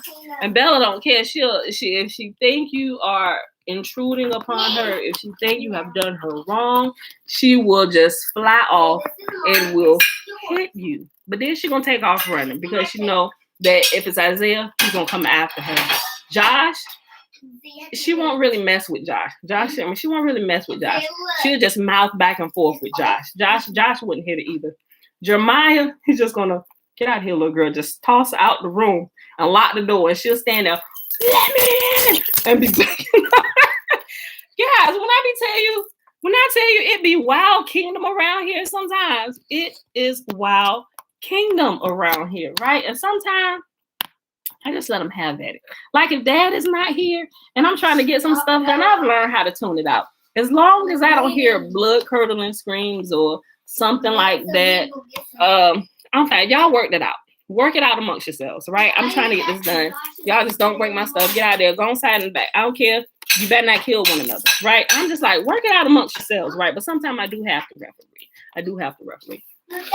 But he just y'all just heard him in the background. She said he hit her, but he said, no, I didn't. I kicked her, right? And she was nice. And she came and told on him. Alicia, I gotta call you after this. I just saw your text. But she came and told, he said, no, I didn't hit her. I kicked her. And he lifted up I kicked her. Lift up his foot. But I'm trying to teach them, like, first of all, don't fight one another, right? The only time you really should fight is if you're in self-defense, right? And hey, chill, y'all. And yes. Mom, you know I took this. Okay, look, guys. Now, Here's here's what my mama told me growing up, right?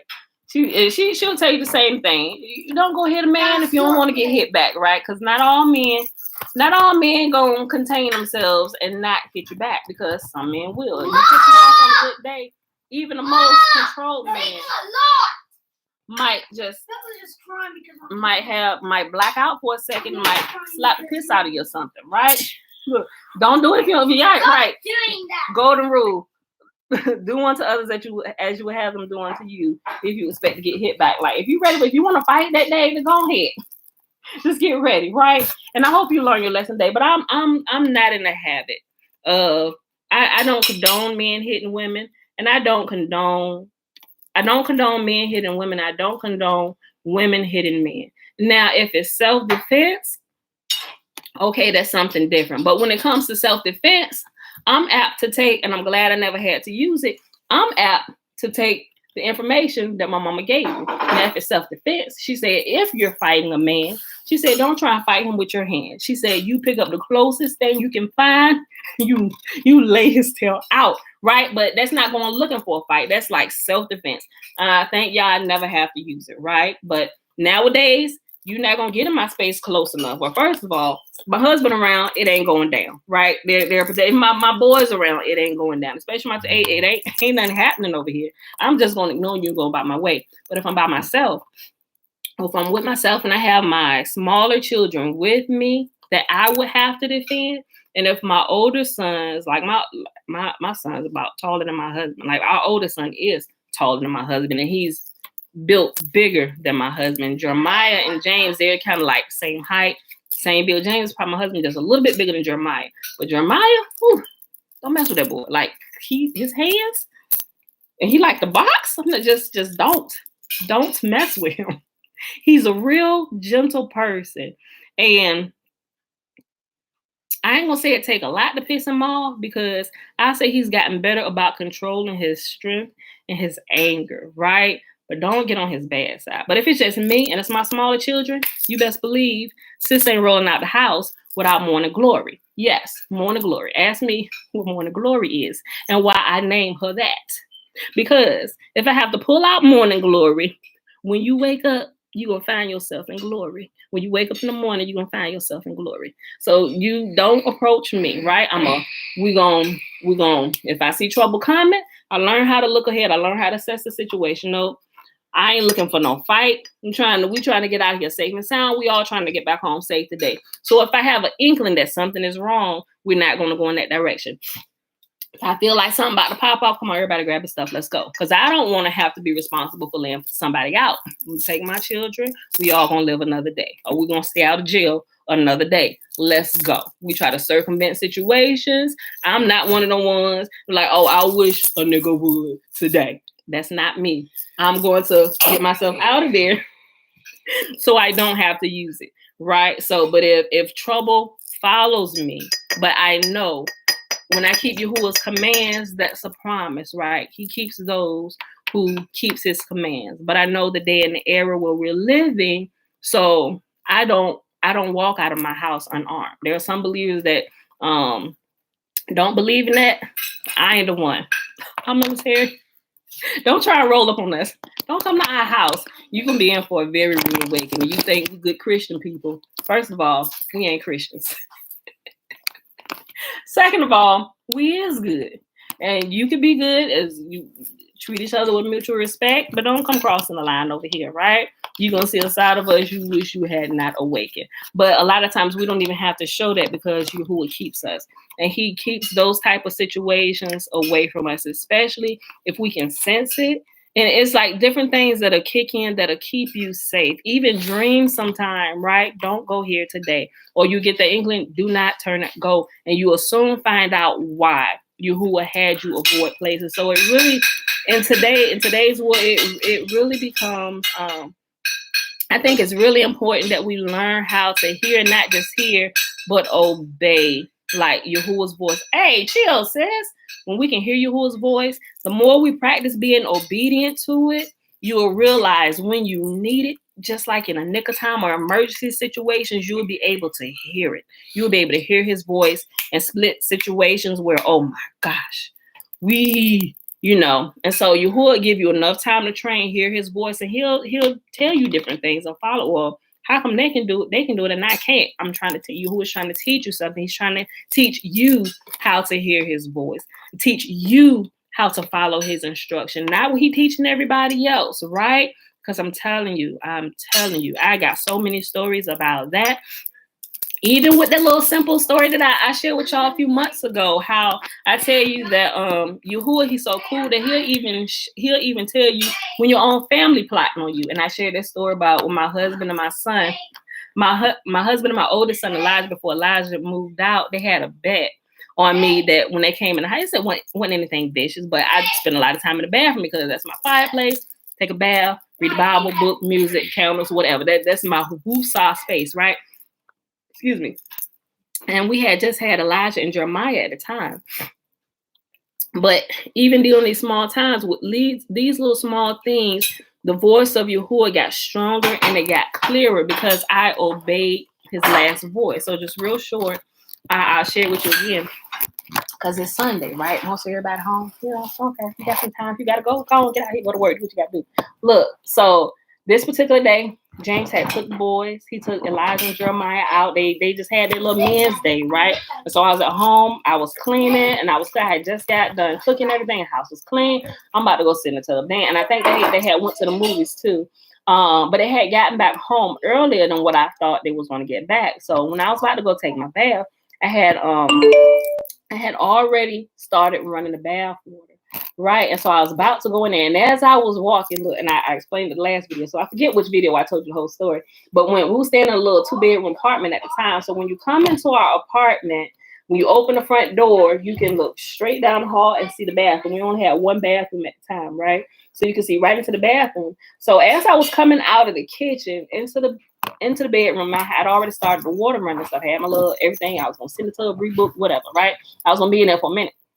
And so when I was walking back to the bedroom, as I was going into the bedroom, I think I grabbed something. I went back into the bathroom and I was walking back to the bath. I was walking back to the bathroom and I was about to close the door and I heard Yahuwah said, "Don't take your bath yet." I said, "Okay." And so I came out the bathroom. I'm thinking, okay, maybe somebody gonna come over. Maybe phone gonna ring because we had a landline and the landline phone was in the kitchen. I'm thinking, okay, maybe somebody gonna call or something, right? So he said, "Don't take your bath yet." I said, okay. So I came out the bathroom, went back into the bedroom. I didn't know what I was waiting for. I just kind of sat in there piddling around, just waiting for whatever reason was. So that's how Yahuwah deals with me. Something I'll soon quickly find out why he said what he said. So I'm thinking I'm waiting for a phone call. Maybe somebody gonna drop by something so and I really need to get it. That way I wouldn't be in a tub, right? So I'm like, okay. So I went into the bedroom and then I hear the key hit the door. Now, mind you, I told you I wasn't expecting my husband and my kids back so early, but they had come back early. They did the movie earlier in the day where I thought they was gonna do it at the end of the day. So they caught a matinee and they got done eating and playing all that stuff. And so they got done earlier, right? And so I heard the key hit the door and I'm like, and I had music playing, but I heard the key hit the door. And I'm like, and clearly, if I had a thought, and I'm like, who was that? But there was only one other person that had the key to my house. It's either me or my husband, right? So, but I didn't think about it. I'm just like, but I'm listening.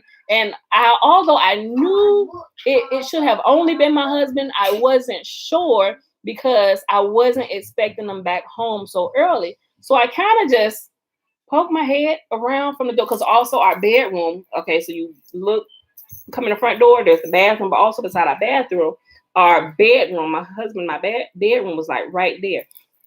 So I just kind of like stuck my head back a little bit just to see, who was coming. I didn't like feel afraid or anything, but I'm like, I'm not expecting them back so soon, So I don't know why I thought somebody else would be coming in, but it was my husband.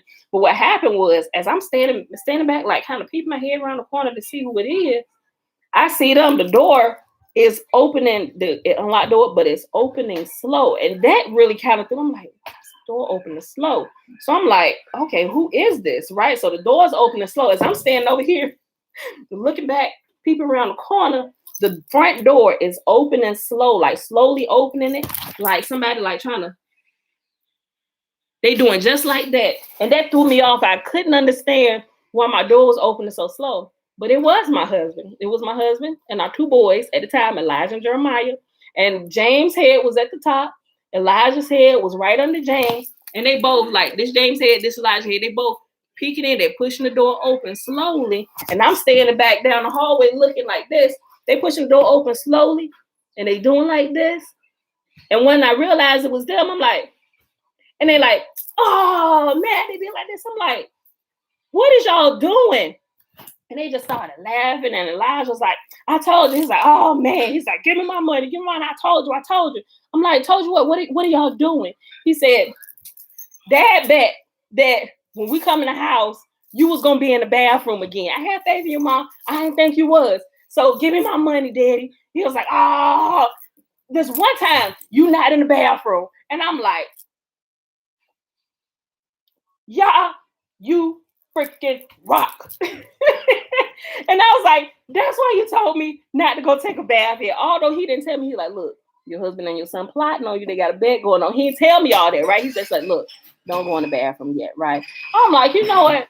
How freaking cool was that, right? Even my own husband and son is fine. And that was something, there was nothing vicious or anything. But even in that, Yahuwah was teaching me how to hear his voice, right? And that really impacted me a lot, because that's not the only time that he's done. I have multiple, but that's like one of the ones that I really, really love, because that's when it really became like solidified, like you really be telling me stuff. Like you literally like give me inside information. Like let me know. It's like insider trader information, right? Although he may not give you the details of what's about to happen, he give you just enough just to get you to the point of you seeing what is about to happen, right?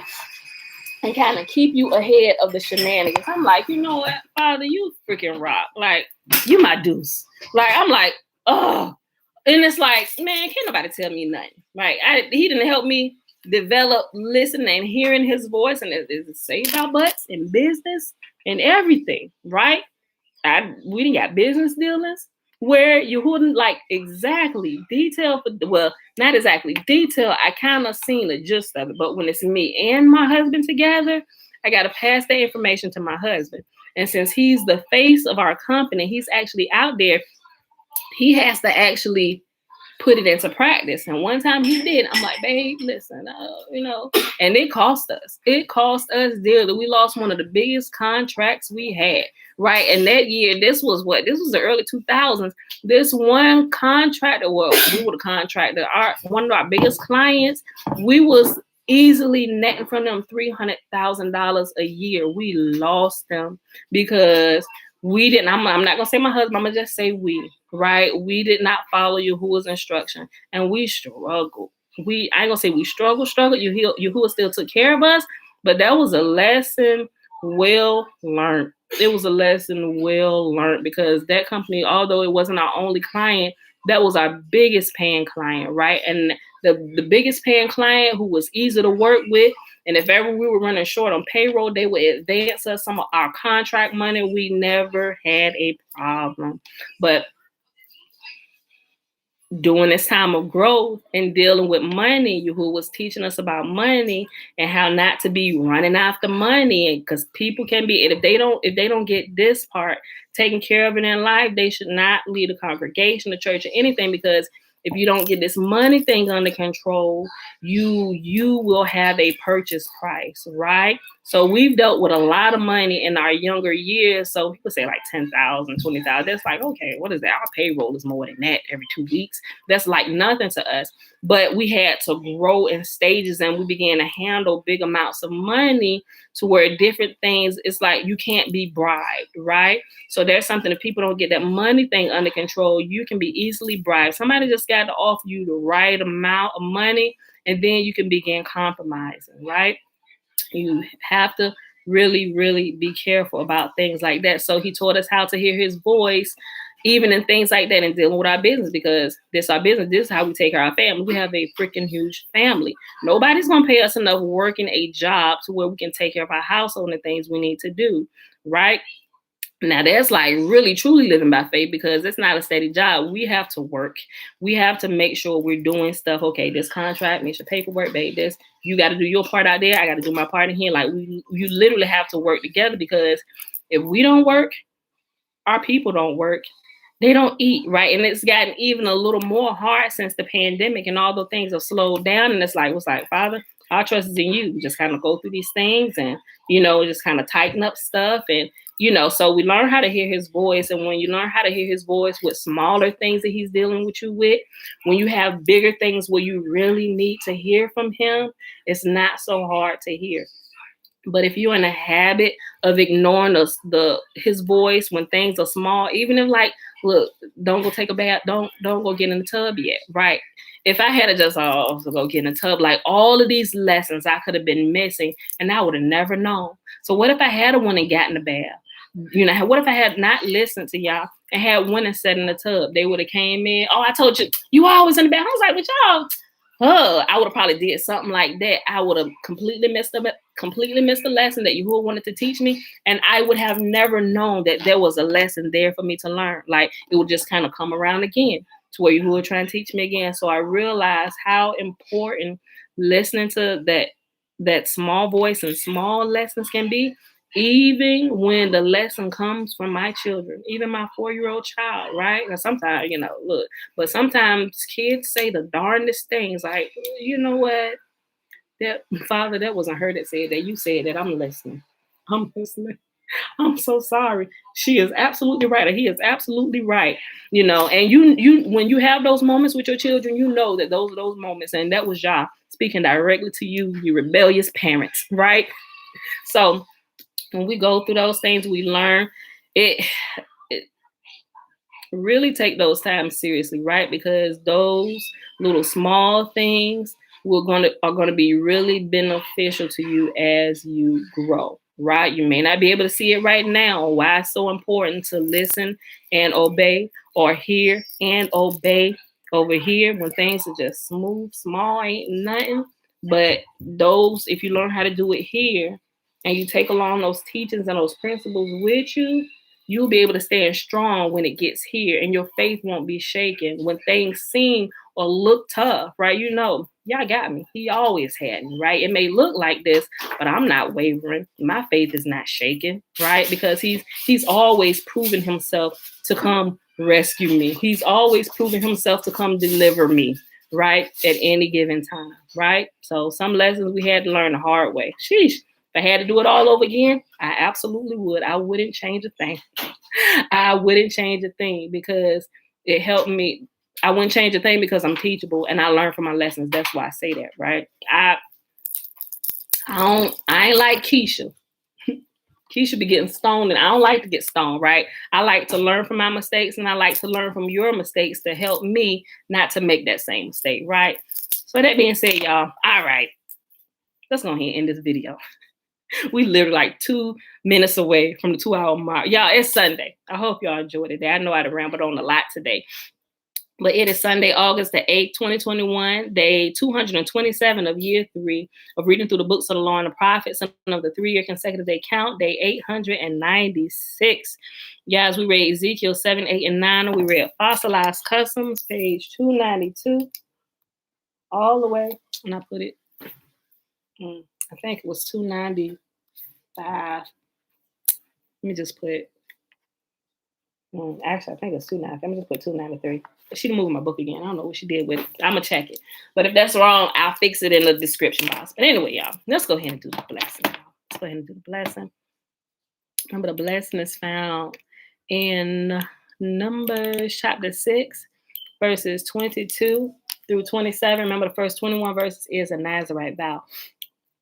Remember, we have updated the blessing to its more accurate rendering. So that's how we're going to do it. And Yahuwah spake unto Moses, saying, Speak unto Aaron and unto his sons, saying, On this wise ye shall bless the children of Israel, saying unto them, Yahuwah will kneel before us, presenting gifts, and will guard us with a hedge of protection. Yahuwah will illuminate the wholeness of his being toward us, bringing order, and he will provide us with love, sustenance, and friendship. Yahuwah will lift up his wholeness of being and look upon us, and he will set in place all we need to be whole and complete. And they shall put my name upon the children of Israel, and I will bless them. Y'all, every time I read it in its most accurate rendering, I almost get choked up. It's so good, y'all. It's so good. It's so good. All right, y'all. And I'll post it. Look, I'll post it here. I'll post it. When I can start making little posts, I think, you know how some YouTube pages, people can do actual posts. I got a fox. I'm like, how do I do a freaking post? Because I wanted to actually post it so people can see. I know I typed it out, so I'll type it out again in the comment section and pin it so you can actually see it or whatever. But I'd be wanting to like post it in there, but I don't know. I need to figure it out. I don't know. Maybe I'm not doing something right, or maybe you got to have I don't know, a certain amount of subscribers or something. I don't know. But I got to figure it out because I actually want to take it and post that in there. But what I'm going to do also in my about section, I'm going to go adjust my about section, and I'm going to put it in my about section too. Right. So it'll be there. I think everybody just needs to know that. Listen. Let me just read that part again. Yo, it's so good. He said, Yahuwah will kneel. It's like, think about, it's like imagine your father like coming to it seems more loving and more intimate, right? Think of like if you're in trouble or you just need to talk to your father, your mother, and it's not like they lower themselves to their level, but them in all their strengths, they get down on their knees so they can bring you eye level to them and let you know, yo, I got you, right? It says, Yahuwah will kneel before us presenting gifts and will guard us with a hedge of protection. Yahuwah will illuminate the wholeness of his being towards us, bringing order, and he will provide us with love, sustenance, and friendship. Yahuwah will lift up his wholeness of being and look upon us, and he will set in place all we need to be whole and complete. Y'all, that's so good. It is so good. All right. That being said, I love y'all. And my phone is about to die. My community section. Okay, I'm gonna check it. You probably need a screencaster software. My husband says, okay, I see the message. Okay, send me a message on Facebook. Did I get it? I'm gonna have to check it, Kurt. No, I'm gonna go check it. All right, y'all. But my phone is literally about to die on Facebook, so I'm gonna just end it here everywhere. But I'm gonna check into that screencaster and see how to do it. But thank you, everybody. So I'm gonna check into it. All right. Yes, praise. Yeah. All right. Love y'all. I'll see y'all back here tomorrow morning. 7:15 a.m. Eastern Standard Time. And tomorrow we'll be looking out for the new moon, right? Because we know a new month is about to start. But all right, y'all. I love y'all. I see y'all in the morning. Peace.